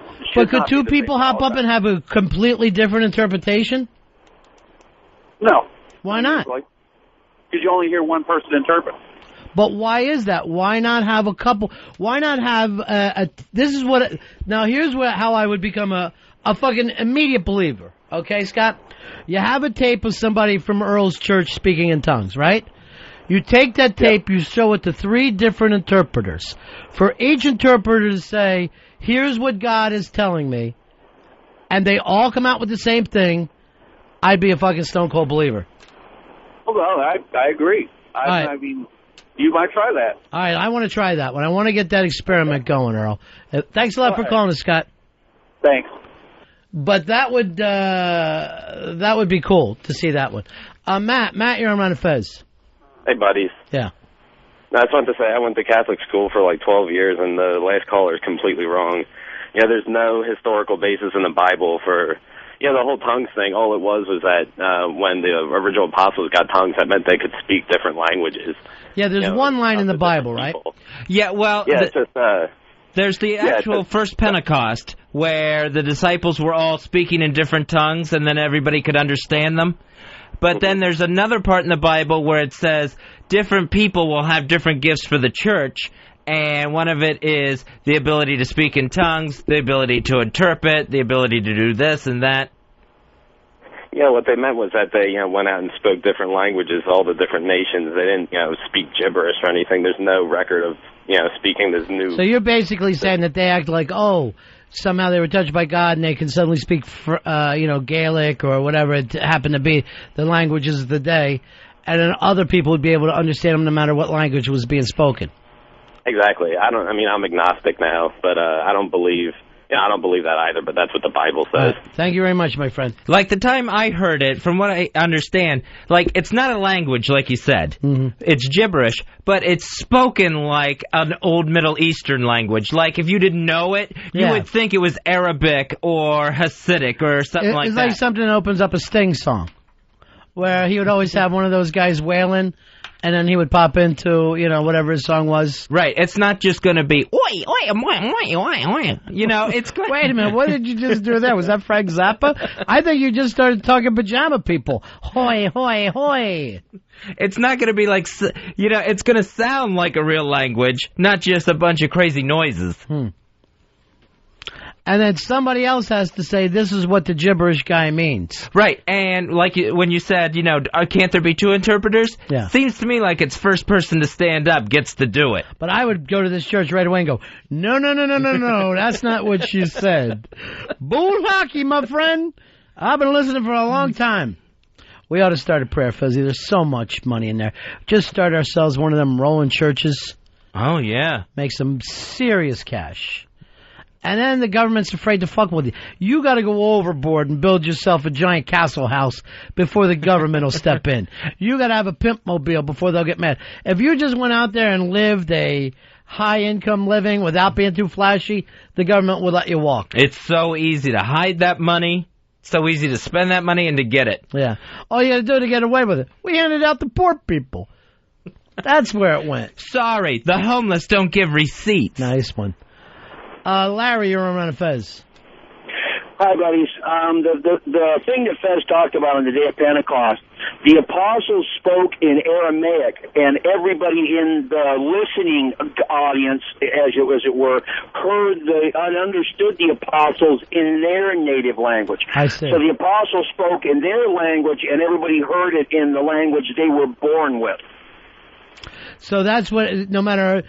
you could be sitting here with a Japanese guy, a Spanish guy, and when the apostles started to speak the word of the Lord, everybody picked up on it and understood. Exactly. Had nothing to do with, it sounds like gibberish, but we got a guy who hopped up and is telling us it's all good stuff. That's what tongues is now. Yeah. The original was everybody could hear the gospel in their own language. Well, this purity ball, instead of speaks with tongues, now they're kissing with tongues, which I think is wrong. Oh, it's in the Bible, honey. As long as it's with Daddy. Oh, God. Lloyd, you're on Ron and Fez. Hey, yeah, that last guy was right. It's if you talk in tongues, everybody understands what you're saying in their native language. Okay, thank you very much, Lloyd. You bet. But in this case, nobody understands. One person does. One guy. One lucky listener in the congregation that could pick out the tongues gets to speak. Joel, you're on Ron and Fez. Hey, love you guys. Hey, simplest terms is speaking in tongues is it's the language of heaven. It's like no known language to this earth, but it's like, for instance, like a godly language, and nobody can interpret it except for the person who gets struck with the Holy Spirit along with that person speak. I've heard my mom do it. It's absolutely real, man. It happens. Now, did you ever understand your mom? Oh, no. It was just like... It was like, I mean, it doesn't sound like any language on this earth, but it's gibberish. Would it be like Martians? What's that? Would it sound like something Martians could do? Well, something like that, but not as fast. I mean, my mom was freaking out when she did it. I mean, I saw it firsthand, and all it is, if you believe in the Holy Spirit and God, it absolutely happens. I mean, some people go a little overboard with it. I agree, but it absolutely happens, man. And all it is like I said, it's a language of heaven that people on this earth do not understand unless you get struck with the Holy Spirit. Therefore, you can understand what's being said. Because in heaven they don't speak English. It's a heavenly language. It's the easiest way to understand it. Do you think it would sound more beautiful if it was a heavenly language? Yeah, than just chanting gibberish. Yeah. That's what it is, though. It's a heavenly it's like God's heaven and speaking. I don't think we're going to speak like that in heaven, but that's what it is. I mean, come on. There's so many things unknown to us in this universe that, why does every language that we know here have to be the same language in heaven? That's what it. But here's the thing: is. if two people are doing it, are they using the same words? Are they using the same language, or is it each their own gibberish? It's basically a message from heaven coming through a person. No, you and I can't sit and speak in tongues to each other and know what we're saying to each other.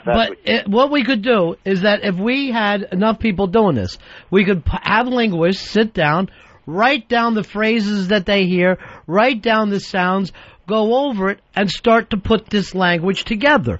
If it was an actual language. That's what they do when they discover new languages. It's like a message being recorded and brought out through the person. It's not like actual sounds every single time that make somebody be able to sit down and interpret It's more like the movie Contact. All right, and who decides what your mom is saying, Joel? Well, I don't know. I didn't know what she was saying. Right, but somebody did, right? Well, there are people that get struck. I mean, where my mom goes to church, it's like an unbelievable the Holy Spirit is so strong.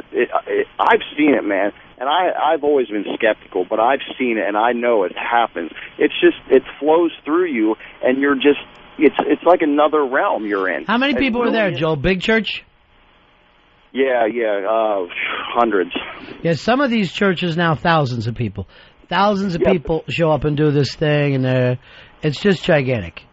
But there are radical Pentecostals, there are radical Assembly of God people. You just got to be sure who, you know, I listen to you guys for a year now. I know you're pretty liberal, Ron, in your thinking, but this stuff does happen. Sure, there's a lot of skeptics, and the worldview of Christianity and Pentecostals are wackos. But, I mean, if you get connected to some really... Bro, I'm going to tell you something. The wackos are the majority. You are the fucking majority. The people who are on the outside of this, who don't go and do this, are the minority. Well, it's just how you see it, though. It's just what you portray it as. If you actually get involved and you see, and you can think open-mindedly... I mean, the President of the United States is one of these people. No... He absolutely is. He's born again. He's born again. He's a believer. They all go out and vote for him. And that's why we are where we are. And basically, he does what he does, not based on thinking, but based on faith. Based on what he feels is the right thing to do. But would you rather have a country based on faith or a country based on... some of the things that are going on around the other parts of the world? Give me a place. Iran, that's based on faith, my friend. The Soviet Union?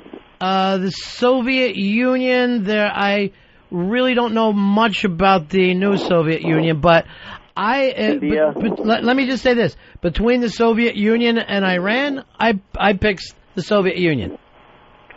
Yeah, but you got to, listen, you know that Christians aren't going out and killing people if you don't believe what they believe. That just doesn't happen. It just doesn't happen. We're in a war in the Middle East right now. We're back into the Crusades again, and they are, their main difference between us and them is that we each have different faith. That's the main fucking thing going on. This is, it seems to me, to be a war of people of faith. Well, it's weird because we're going to convert them to democracy. Well, see, Christianity isn't what you convert or you do this. Christianity is, here's what we lay out to you. This is what we believe. If you believe it, great. It's going to enhance your life. We're not going to kill you, or we're not going to, Do you know anything about the history of Christianity, though? Do I? Yeah. Do you know that people were tortured and killed for not being Christians? Do you know that pagans were, the witches, midwives were killed in this country for having a different faith or practicing a different way? Oh, yeah. Definitely. I mean, it is, you do have to accept everything all the way through, whether your country did it or whether your faith did it. But thank you for calling, Joel. All right. Hey, thanks, guys. I appreciate your call. We need to take a break here, Fezzy. Ron and Fez. Ron Bennington, Fez Watley, The Ron and Fez Show. XM 202.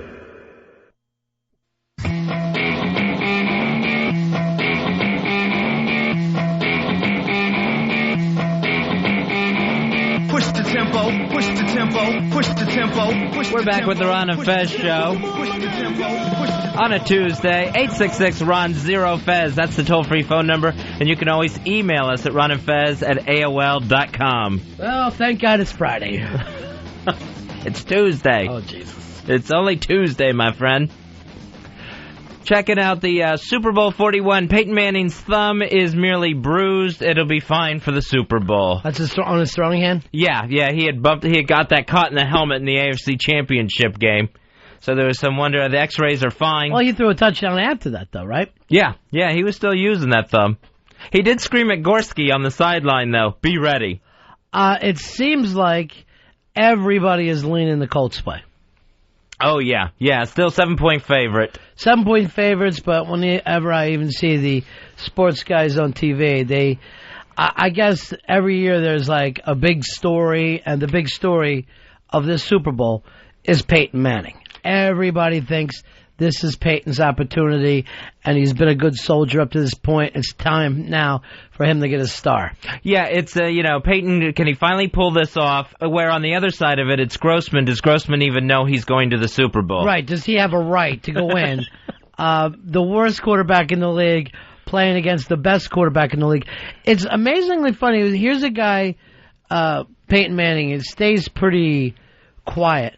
But by far, he's the number one guy with commercial endorsements in that league. He's on just about any commercial that we have out there. Right. I would have thought Roethlisberger would have gotten more than he did.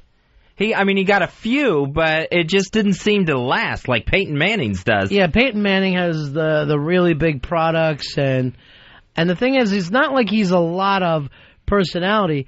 And after he won the game, very humble and kind of looked like he was trying to get himself to look smaller in the interviews. It was like, well, everybody did great, and it's good to be. He wasn't pumping his fist going, yeah, Daddy, this is our time. I think somewhere in his head, he thinks he knows the other shoe could still drop in this thing. It's not done yet. Well, here's what he worries about, and I don't blame him for this.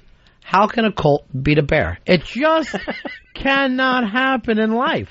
Remember when you were a little kid, that's how you would make every bet that you would have? Yeah, I was thinking that going into the championship games. All right, we have two humans, a saint and a patriot, versus two animals, a colt and a bear. What's going to give here? Of course the humans lose. Yeah, but you would think the human would lose to a colt? A patriot with a gun is going to lose to a colt? What could a colt possibly... It's a pony almost. It's a baby horse. Yeah, but it could still kick. A baby? I wouldn't lose to a baby of any animal. There's not a baby animal out there that can beat me. Baby shark? Yeah, I'd beat a baby shark to death. Do you ever see them? They're only this big, Fuzzy. They're tiny. Mm-hmm. They always say those baby gorillas are just incredibly strong. Oh, see? Well, look at Earl with a big thumbs up. Jason, you're on Ron and Fez. Hey, I want to talk to Fez. He's right here. You talk to me, Jason. I want to know who Gorski is. What's the backup Colts quarterback's name? No, it's Sorgi. Sorgi, yeah. Oh, okay. I thought it was Gorski. I got the wrong Russian. Then you just said Gorski. Of course, it's Gorski. And Vinny actually had a spot last week, which just aggravates me. As a matter of fact, I'm happier than anything that Vinny will not be going to a Super Bowl as a backup. He was all dressed up. He has the cleanest uniform on the sideline after a game. He's got the nice salt and pepper hair. He does not belong at the Super Bowl. And I know you people in Long Island have some kind of affinity for him. I don't share it. Well, again, even if it was a patriot, a bear would destroy a patriot, too. In real life. You're saying a baby gorilla could beat a human? Yeah, I would think a baby gorilla could beat a human. I wasn't up on this one, because I thought any human could beat any baby. Earl, what do you know? Wasn't it the baby gorillas that ripped off that guy's hand and testicles a couple of years ago? A baby, though? I think it was a baby. I'm not. What porn sites are you going to? No, it was like that big news story about this guy who would raise gorillas and everything, and he got his hands ripped off, and he got part of his sack ripped off by a gorilla. You can't be a gorilla, can't be a chimp. Scott, you're on Ron and Fez. Yeah, how about a baby Wolverine, Ron? I bet you can't beat that. I'd fucking wrap him up in Swilverine. Here's Don. Don, you're on Ron and Fez. Hey, buddies. I was just wondering, Ronnie, do you think you can beat one of Earl's baby dinosaurs? I'd hit him with a 2x4. Yeah, I could beat... I don't think that there's a baby animal out there that I couldn't beat in a fight, Fezzy. I would have to... I'm talking newborns. Right. Newborns to 1 month old. Unless they were a disease carrier. But I can't imagine that and I know you hate your own species, but I can't imagine a male adult couldn't beat a baby gorilla in a fight, let alone letting him rip off his testicles. I would have to go with the baby gorilla, and I wonder about a baby polar bear. I might get out of here and go out to a fucking petting zoo just to prove a point or two. Then the lighter side of the news, a man ran through a petting zoo punching the shit out of all the animals. He said he wanted to prove human superiority. Now, I'm not going to go to the Bronx Zoo and start taking on adults. That's fucking crazy. I can beat any of them, but under the right conditions. I can knock any of them out. But to run up and just start fighting a gorilla, that's insane. When I go to the Bronx Zoo, my favorite is the giraffes. I always love seeing the giraffes. They just look like such a marvel that with that giant neck, they can still move around and exist. That thing just doesn't snap like a piece of dry spaghetti. Have you been close to them? What that neck is like? It's very fucking strong, Fuzzy. Oh, yeah. I mean, it's not like it's a stack of dimes going up into the air. It's as big as your waist going up there. But there's it seems like there would be so many vertebrae in there that it seems like it would be easy for them to break it. Like if they start running too fast and trip over it. I would love, I know they never want to do this stuff in zoos, but I would love to see somebody cut a giraffe's throat. Just to see what it would look like. Would it come dropping down? Just to go up and just hit it right there, and where its Adam's apple is with an axe, I think would be thrilling. Just kind of open it up in the front, not where you completely pierced it, but just where you could see something, a piece of fruit or something go all the way down that tube. All right, Earl, do me a favor. Call the zoo later and tell them, we know not now, but whenever they get a giraffe that they know they've got to put down, they know they've got to put to sleep, let me slice its throat. Just to see exactly what would happen. Want to do the autopsy on it? No, I want to do it while it's alive. And I want to see if I could drop the whole neck and head down till it hits the street. I'd be thrilled to do that. One time I was at one of those drive-through zoos, Fezzy, and the fucking giraffes got all around and started trying, and they were almost rocking the car. I mean, they're big, strong animals. Oh, yeah. They're nosy, too. They'll stick their head in. Will, you're on Ron and Fez. Hey, two things, Ronnie. First of all, I don't remember any Bakersfield gorilla story. It sounds insane. Chimp. Yeah, and I think Baby Elephant was stomped the dog shit out of you. I'd wrap him up in cellophane. Baby Elephant, I honestly, the first thing I do is fucking work that nose. Because I see them, they're cute, right? Very. They've never seen a fight. They've never been around one. I'd fucking go down, and again, do I get a knife? Do you need a knife? It's a baby. Well, whenever I fight anybody, I like to have a knife with me, or one of the brand new knife guns. But I would not mind just getting in and working that fucking nose. I feel like I could take it down. I feel like I could probably drown it. A baby elephant, that I might be able to see. They seem kind of really passive when they're born and stuff. You act like you couldn't beat a baby kitten. And I know I can, and I ain't saying why. Because people get mad and they'll write letters. John, you're on Ron and Fez. Hey, what's going on there, guys? A baby hippo would tear you apart. They come out like 300 pounds. Fuck hippos, because anytime I go to the zoo, every time there's supposed to be a hippo, I see green water and floating peanuts. A fucking hippo must be the shyest thing in the world. I never see one actually come out of the water. No, they never do. They throw the cabbages into the water. They're basically eating out of soup there. They're eating cabbages over there? All I see is the peanuts. I never saw any floating cabbages. Hey, Chuck, you're on Fez. Yeah, baby killer whale. Am I fighting it on dry land? No, you're fighting it in the water. Why the fuck am I fighting an away game? I'm an earthling. You want to fight? Put it on the back of a trailer, Fezzy, and pull it up out of the water. I'll smack the dog shit out of it. I'll break its fucking fin, then throw it back in the water. Maybe we could compromise and put it in a swamp. You break that fin, it's over. It's fucking over. That's their whole equilibrium. Oh, yeah, that dorsal fin. And I roll it on its back. I keep the fucking... and I'll fucking take my time. I am not... It's going to be jiu-jitsu style fighting, Fezzy. I'm not going to go for the quick fucking... It's going to be Brazilian jiu-jitsu. I tie it up, right? Break the fin, roll it on its back, and keep that blowhole down. And anytime it moves, I'm just working my leverage over top of it. That fin sounds so painful. I bet that thing tries to tap out if the fin goes. You don't tap out. It's an animal, Fez. They fight to the death. But they don't fucking understand. I'll fight like a Gracie. I don't care if it's 2 hours. You're going to drown. Now, if I see the mother... Believe me, I'm back up. I'm fucking running my ass off. But anytime I gotta go, fucking one-on-one is fine. One-on-one is fine. Todd, you're on Ron and Fez. Hold on a minute. Hey, how's it going, buddy? Good.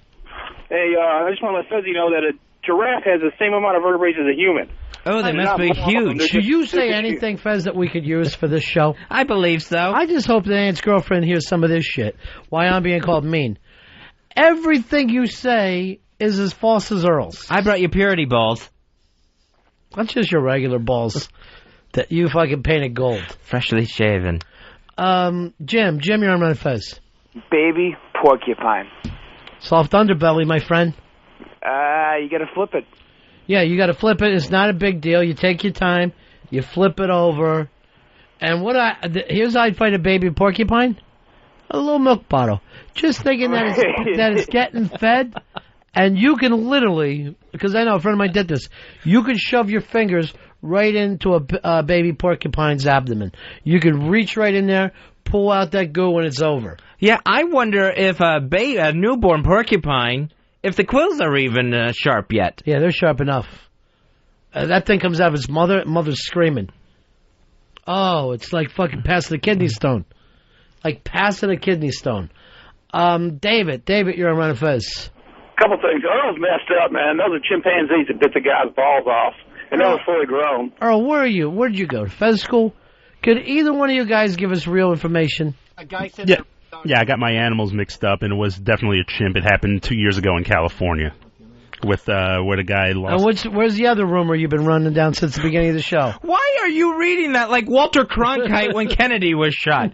At exactly 1:31 Central Standard Time, a gorilla or baby chimp bit a man's testicles off. The balls are gone, ladies and gentlemen. Balls are gone. Ken, you're on a Fez. Ronnie, I gotta see I got this one, man. Baby black mamba, the world's deadliest snake. You gotta be a wrangler, man. How big are they? They're about babies. Because some of those baby fucking snakes are tiny. I'll stomp on them with army boots. Oh, yeah, just like a little worm, I bet. But if you're fighting any black... One bite, though, you're done. Yeah, but here's how I fight a black mamba. I come in from behind. I wait to the motherfucker and hit him from behind. That should do it. And you're going to be wearing shoes, right? I'm wearing army boots if I'm fighting a fucking snake. I ain't going to barefoot fight any of these animals, Fez. My mother didn't raise me that way. Put on some shoes. Where are you fighting that you don't wear shoes? Maybe Japan? Maybe it was like a water animal. Why can't you get behind the human species? Why are you always putting this down? Well, I just think that there's certain animal species that would take us, baby or adult. It doesn't matter. I'm not saying their babies couldn't beat our babies. They could. But they're not going to beat a fucking full-grown man. A full-grown man. And I don't even say it has to be me, Fuzzy. Could be any man. And I believe in our species. I believe we're going to rise to the top one day and fucking stop this whole Planet of the Apes things from happening. We're going to go beneath the Planet of the Apes. Your mouth to God's ear if we can pull that off. Scott, you're on Fez. Hey, buddies, 287-253. Hoo-ah! How are you? I've got a baby jellyfish. Please, that's no problem at all. A jellyfish can't even beat us even as a grown. Rob, you're on Fez. Yeah, I was thinking about a baby stingray in the heart. What do you think of that? Baby stingray, their little baby stingers couldn't even pierce our chest. Could not even pierce. No, the one that got the crocodile hunter, full grown. And I'm going to tell you something right now, Fezzy, and I wasn't even the biggest fan of the crocodile hunter. But if it was up to me, and I'd like to take this to the UN, and if you fucking want somebody to speak, I'll do it. I'd like to see every stingray in the world killed for what they did to the crocodile hunter. We fucking kill every last one of those fuckers. Sons of bitches, murdering sons of bitches. I hate them. I don't know if you could get any UN time for that speech. Why not? Name a country that doesn't have stingray problems. Tell me an ocean you've ever dove in, you didn't have to worry about a fucking stingray laying out there. I'm not going to shuffle my goddamn feet. I want to walk in comfortably. This thing should be worrying about us, not us worrying about it. Laying on the fucking bottom. Like what? Like a pervert down there, waiting to jump up, stab people in the chest. How could you sit there, Fezzy, as a man, right, a human being, and look at the crocodile hunter's daughter in the face and not tell her, honey, we're going to go out there and kill every last one of these stingrays. And if you want, we'll pile them up in front of your house so that you know your old man did not die in vain. That's going to give her nightmares, a pile of dead stingrays in front of her house. She's going to think they're after her now. Like it's a vendetta. She's going to know they're dead, Fezzy. She works with animals. Sometimes I think you got brain damage. What's her name, anyway? What's the whole family's name? Irwins. The Irwins. I'll go, little Stefina Irwin. Do not shed a tear. We're going to get even with this. We're going to kill every last stingray in the world. And you'll be wearing one as a hat, honey, to your high school prom. As a fucking hat. And then at that point, I just take a fucking skinned stingray and put it right over her fucking head. That little girl's going to scream. Again, you're against us. She's a brave little soldier. She's been through it all. Dan, you're on Ron and Fez. Hey, what's up, buddies? Yeah. What about fighting a retarded baby human? I can't tell you how, but I did get to one once. And it didn't put up much of a fight. I can't say why or how. Well, let's just, say so trusting. Yeah. I really do, Fuzzy, want you to get behind the human beings. I feel like you don't even care about us. I care about humans. Why can't you believe in us? Why can't you believe that we're here for a purpose? Hey, is that Bam I see hanging out there wearing his Jets thing? What are you up to, buddy? That is General Bam. He's here. Oh, you know what? As a matter of fact, I heard a Bam rumor that he is off FBA. You lost your mod ship over there, Bam? Yeah, I kind of resigned over there. What happened, Bam? Just time for me to move on. Do new things. Too many hot chicks? Nah, they're scaring me away. What happened? Nothing much. It was just I wanted to do something else. Had fun there. Site? Yeah, Mafia Life Chris, myself, Frenchie, we're starting a new site, spreadtheiris.com. It's going to be a Ron and Fez message board and a whole bunch of other great stuff on there. Really? So now it's Spread the Iris. Spreadtheiris.com. No, you can't do both? I could. I just didn't have time to do both. Wanted to move on. It's basically it. No big drama story there. You're our only friend who cares about politics at all. Let's go over to your party, the Republicans. Who's the front runner for you? Who's the guy that you're going, if we get this guy, we can beat anybody the Democrats come up with? I think if you can get past the primary, Giuliani stands a really good chance in the general election. Yeah. I don't think he stands a chance to win the Republican primary, because you have to remember, primaries, the whole party doesn't vote. It's only the extremists, the hardcore party people that tend to come out and vote in both the Democratic and the Republican Party. And Giuliani's he's very liberal for a Republican, very liberal, pro-choice, pro-gay marriage, he's really only economic conservative, not a social conservative. So that's going to be very hard for him to do. Which are you? Are you economic or social? I'm more economic. Fez, could you pick a winner right now? By the way, I don't even think I'm going to be following this. I hate the media so much that they are frothing at the mouth with all the people that are coming up. Last time, it was a clusterfuck of who they predicted was going to... They had already burned out everybody on Howard Dean by the time we, got around. If Howard Dean would have waited till the last moment, he might have had some momentum. But they had written so many stories about him that the country almost felt like we need somebody new, even though the election never started. Who's on the Republican side for you? It's going to be John McCain. Yeah. Still? I think he gets the nomination not because he's the outsider maverick this time, but because he is the party person this time. And I do think that hurts him a little bit in the general election with the way things stand. Who's going to win on the Democrats? That's a tough one. You can say right now the front runners are Obama and Hillary, but you got to remember the way either of them would win would be by getting their minority vote. Right. In order to overcome the standard regular vote. So if Hillary were in there by herself, she'd be getting almost all women voting for her. Or if Obama was in there by himself, he'd be getting a large number of the African American community to come vote for him. But they kind of overlap with African American women, and that starts, who goes where, and so who sneaks in? Is that enough? I don't know yet. I don't know if you've seen everyone who's going to be there. I think John Edwards has a good chance of winning the nomination. I don't see it for him. What do you think, Fezzy? I honestly think it's going to be John Edwards with Hillary or Obama on the ticket. That's as far as the party goes with this.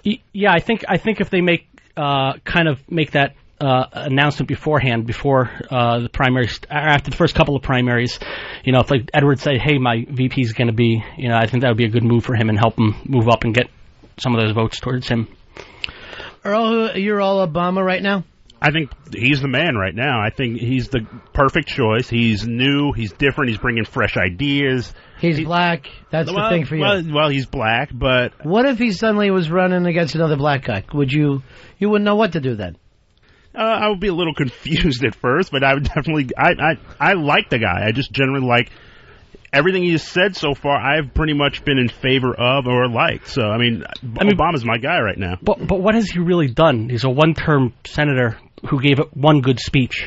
That's basically, What have you got, Earl? What do you got to go? I don't think he's any different than, let's say, a George, our current president, who, granted, he was governor. Well, he's not running against our current president. He's running against Hillary. But I think the whole experience thing... Who's a better senator? Who's a more powerful senator, Obama or Hillary? Right now, definitely Hillary. Who knows the ins and outs of Washington? Well, Hillary. How about John Edwards? Well, Edwards... so Obama, third. This guy... but we said Edwards was going to be as a front runner. He only served one term as senator. He would still have more Senate experience than Obama does. And more stroke. More stroke in Washington. Boston Strangler, you're on Ron and Fez. Hey, buddies. Dick Holder 909. What you say, bro? Face! I remember the old Dave days. Yeah, I do too. I just want to give the real explanation as to why Bam is no longer a moderator over at FBA. Okay.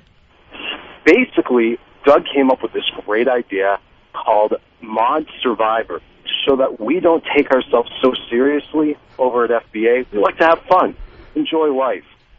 So, being that Bam is probably one of the most hated moderators over at FBA, instead of, owning up to it and wanting to, take a chance and have fun, he decided to resign.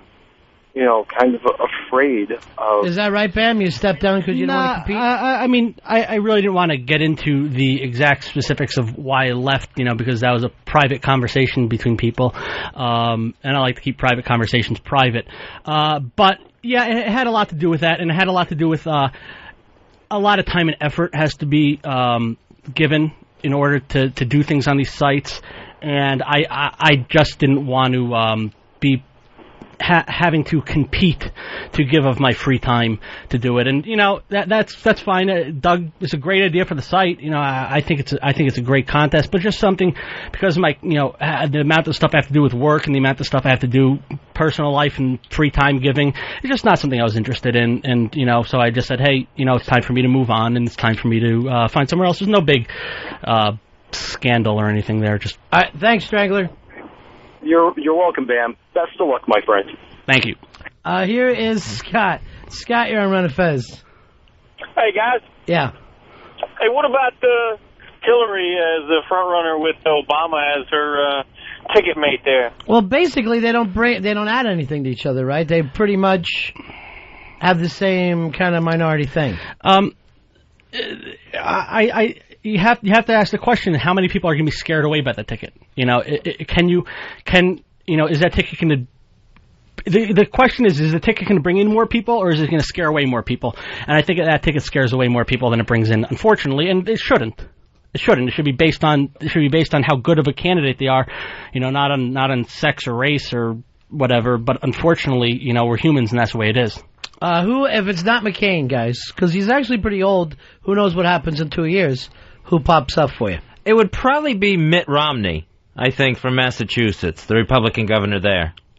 That's going to be a hard sell down south. That's a hard sell down south. And he's from Taxachusetts, Fez. He's from Taxachusetts, and he's also a Mormon, right? I think so, yeah. Is that a bad thing? It's not Christian conservative. Carlos, you're on Ron and Fez. Hi, Ron. Hi, Fez. Love you guys. Short-time listener. No way McCain. I will even vote for Hillary and Obama if McCain runs. I am a conservative Republican, and there's no way we're going to allow another 8 years of Rhino running this country. That's nonsense. Now, what is your problem with him? McCain is an underminer. He undermines the conservatives, and there's no way we're going to believe anything he says. If he goes to Iran and gets the head of Osama bin Laden and places it in D.C.'s right there for everybody to view, I would still vote against him. I hate the man. He undermines the Republican Party, and I'm not the only one. We will vote for Hillary, conservatives for Hillary, to keep that maniac from... Carlos, just so you know, you're never going to find Osama in Iraq, no matter how... hard you try. I would like to go see that head, though. Yeah, sure, I would, too. I'd fucking play kickball with it. I love that term, Rhino. Republican in name only.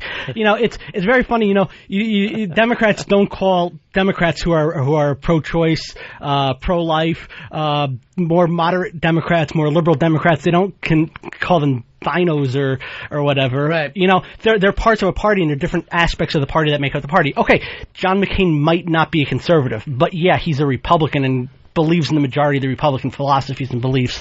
I just think it's stupid for Republicans to shoot themselves in the foot to, you know... They seem a little afraid lately for the way they've been since the last at least 6 years.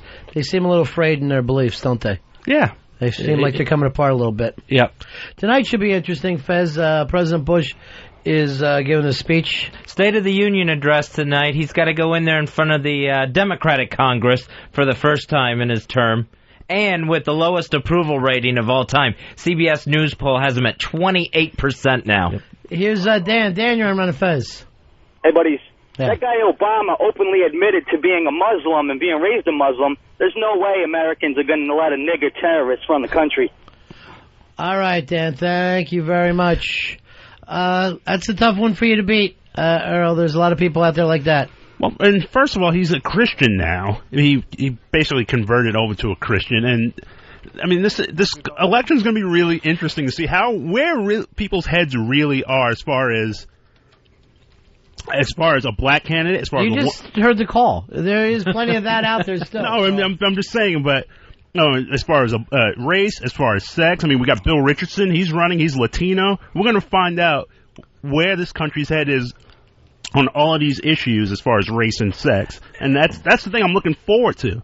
I think that kind of hurts the Democrats right now, because when you have three minority candidates, a female, a black, and a Latino running in the same year, it is going to split things up for them and make it a lot harder for them to get that. You know, it's going to divide the party three ways, and I think there's going to be a fourth person in there who's going to come running through that pack. Here's Tim. Tim, you're on Ron and Fez. Hey, guys. Hey, did you mention Joe Biden yet? I mean, I'm not crazy about him. Joe Biden, tough little guy out of the Diamond State of Delaware. You used to like him, Fez. You turned your back on him? No, I just don't. If the primary was today, that's who I would vote for, Joe Biden. But I just don't see him eventually becoming the nominee. Why is that? I think it's an age thing. I think it's, there's more. Unfortunately, there's more popular candidates than a Joe Biden. Who's going to be able to pull this off? Yeah, it's a long way to go, though. It's a lot of things that can happen before you get there. I don't think you want to be too much the front runner. I don't think you want to be Hillary, Obama, or McCain right now, because you got 2 years. It's a long time. Biden is the one that can run on experience out of everybody on that side. Well, I'll tell that to John McCain. Oh, you meant just the Democrats. Right, yeah. Mike, you're on Fez. What's up, guys? Yeah. And I'm just going to let you know, if Obama or Hillary are the front runner, you're truly going to see how racist and sexist the United States is, because the Democrats will vote for the white president. They will not want a black guy or a woman in the presidency. It'll be a landslide. All right, so you say that the Democrats will vote for any Republican who's white. Well, what exactly? I don't see it, all the Democrats, jumping ship, but what I think you will find is that there will be a good number, a small percentage of them that will feel that way, and that small percentage in the country that votes 50-50 right now might be enough to shift things the other way. I'm going to tell you right now, a friend of mine who's a political junkie swears to me that the people that are going to be running the black candidate is going to be the Republicans. She absolutely swears it's going to be Colin Powell. Is going to come bouncing out of this, that he's playing low right now, and is going to come bouncing up, and Republicans are going to push him hard and maybe win with him. 2 years ago, I would have agreed with that. Yeah. 2 years ago, I would have said, Colin Powell, Condoleezza Rice, perfect candidates. Let's get them out there. Let's get them running. They'll bring enough people over from the Democratic side, African Americans, other stuff to get things going. Republicans are going to still want Republicans there, but I think right now they're both a little too damaged with the Iraq War strategy. You got to find someone who's Bush not stink damaged all with over that. him, discovered in Bush stink. Especially with Colin Powell at the UN holding up that vial. Satellite photos. Yeah, satellite photos of ice cream trucks, you know. Here is Andy. God, we're in a fucking shithole right now. We're in such a shit. I wish the president would say that tonight. I don't know how he got us in this shithole. I don't know what I'm going to do about it, but we really are in deep. Andy, you're on Ron and Fez. Hey, buddies. No offense to your conservative studio mate there, but and I do believe that about Colin Powell. I do think that will happen, but it doesn't matter who they put up. It just doesn't matter. That it is so screwed the last 3 or 4 years, just destroyed. Nobody is more cognizant of the difference between the name of Republican and Democrat any more than they are now. There's no way the Republicans can win this next election. Give me a state they'll lose that they won 4 years ago. Tennessee. That was a big swing vote. Gore actually won Tennessee. He would have been president. And this was his supposedly home state. I'd be surprised to see Tennessee go back, though. Gore should have won Tennessee because he was from Tennessee. Tennessee generally would not have voted that way. I do think that there's 2 years left until the election. That's a lot of time. You know, 2 years ago, we wouldn't have said that we would have been where we are now. It was a lot closer 2 years ago. In 2 years from now, who knows? How many more thousands have to die in the next 2 years to prove the point even further? All right, thank you very much. Here's Matt. Matt, you're on Ron and Fez. How are you, buddy? Hey, guys. I was going to bust your balls about all this talk about politics, but it's actually pretty good. I'm pleasantly surprised, but I want to bust Bam's balls. He's not resigning a cabinet post. It's a fucking message board. Will you get over yourself, please? He's good at Libby. I am over myself. I just said, hey, you know, it's time for me to move on. That's it. He stepped down, and he wishes them nothing but the best in the future. And I believe, I'm not sure about this, but I believe they've got the Midnight Rider over there. That Eastside Dave is also out. He was the first mod to leave. And before Bam. Now Bam is going to, and I believe the Midnight Rider is a part of it. It's a real changing of the guard there. It really is. Monica, you're on Ron and Fez. Hey, buddies, it's Monica. Hey, Monica, how are you, darling? Congratulations on your Bears. Oh, thank you. I know. It's only because Eastside isn't there. That's why. True. I just wanted to say that there's no way that Hillary Clinton's going to win. She is just fucking nuts. And, I mean, just because I'm from Chicago and everything, I'm going to go with Obama, but definitely not Hillary. The country's not ready for a crazy bitch to run. Yeah, you know, look what she did in New York, and it shocked a lot of people. Yeah, everyone said she stands no chance of winning in New York. Rudy's going to destroy her. Right. It didn't happen. He dropped out of the race. Yeah, okay, prostate problems, that's not why he left. You know? He got out of the race because she's tough as nails. Even if you don't like her, tough as fucking nails. Yeah, and I worked on the Republican side of that campaign, and it was just an all-around ass-whooping from her side. Carville is just as good as anyone out there, you know. Yeah. Her people are just incredible. What does she do good? What does Hillary do good political-wise? Not caring about what she does, as a senator, but what does she do when running a campaign? She goes at it 110%, really. She studies, she learns. She's not a stupid person. Right. She's very intelligent, whether you agree with her or not. And the people she surrounds herself with are very intelligent and really good strategists. They have a good grip on what's going on.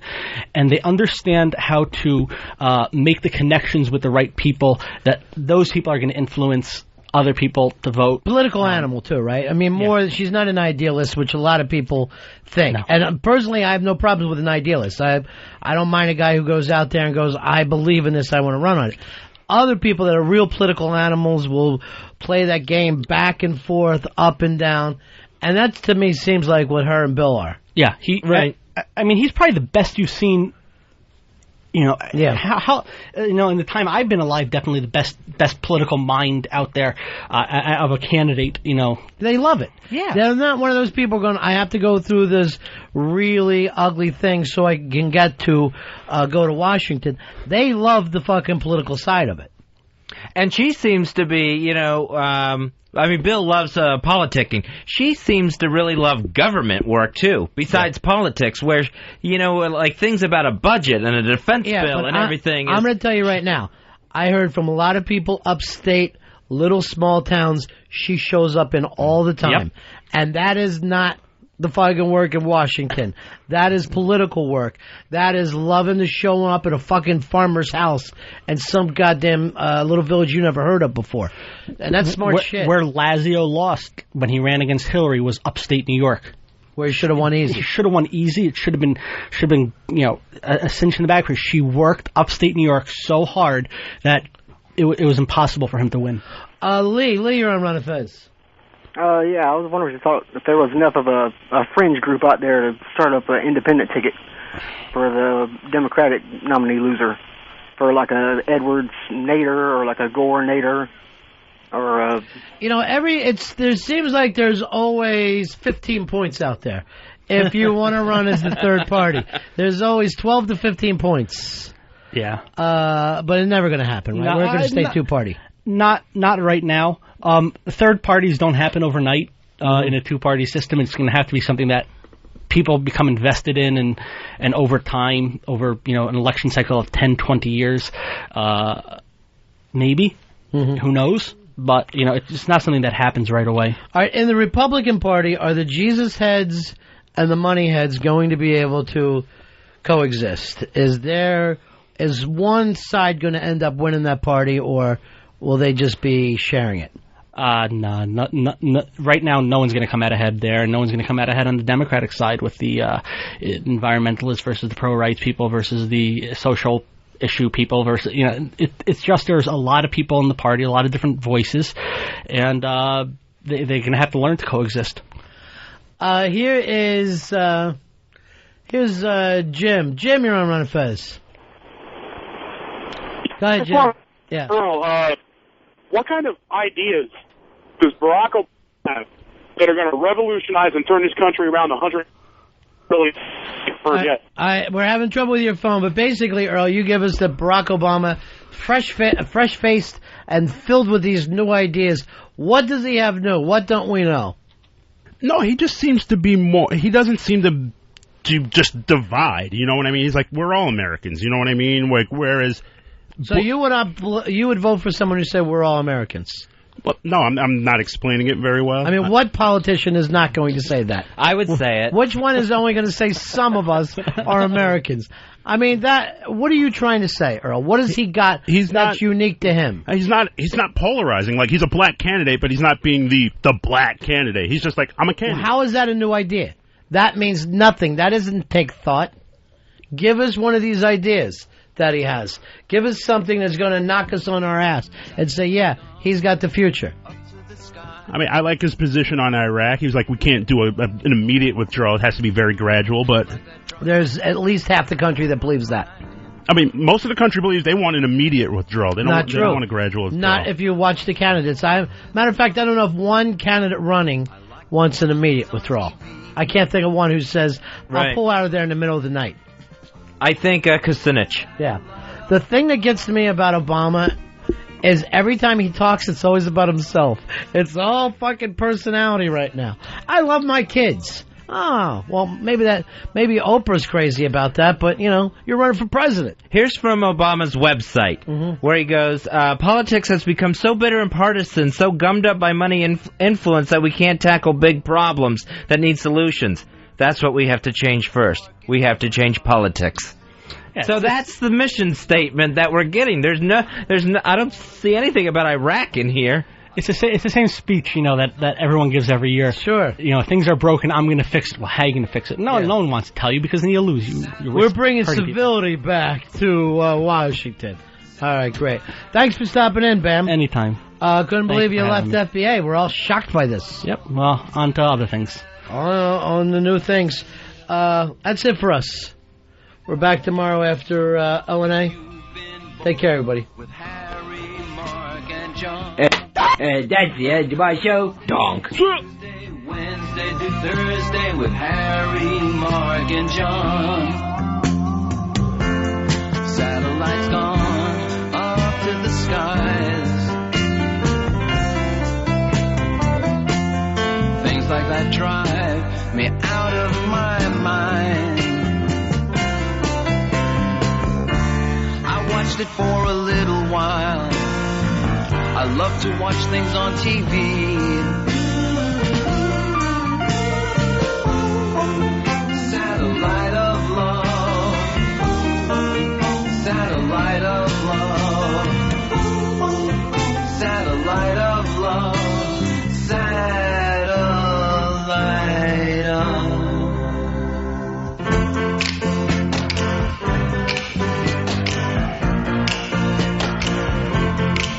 satellite of love. Satellite of love. Satellite of love. Satellite.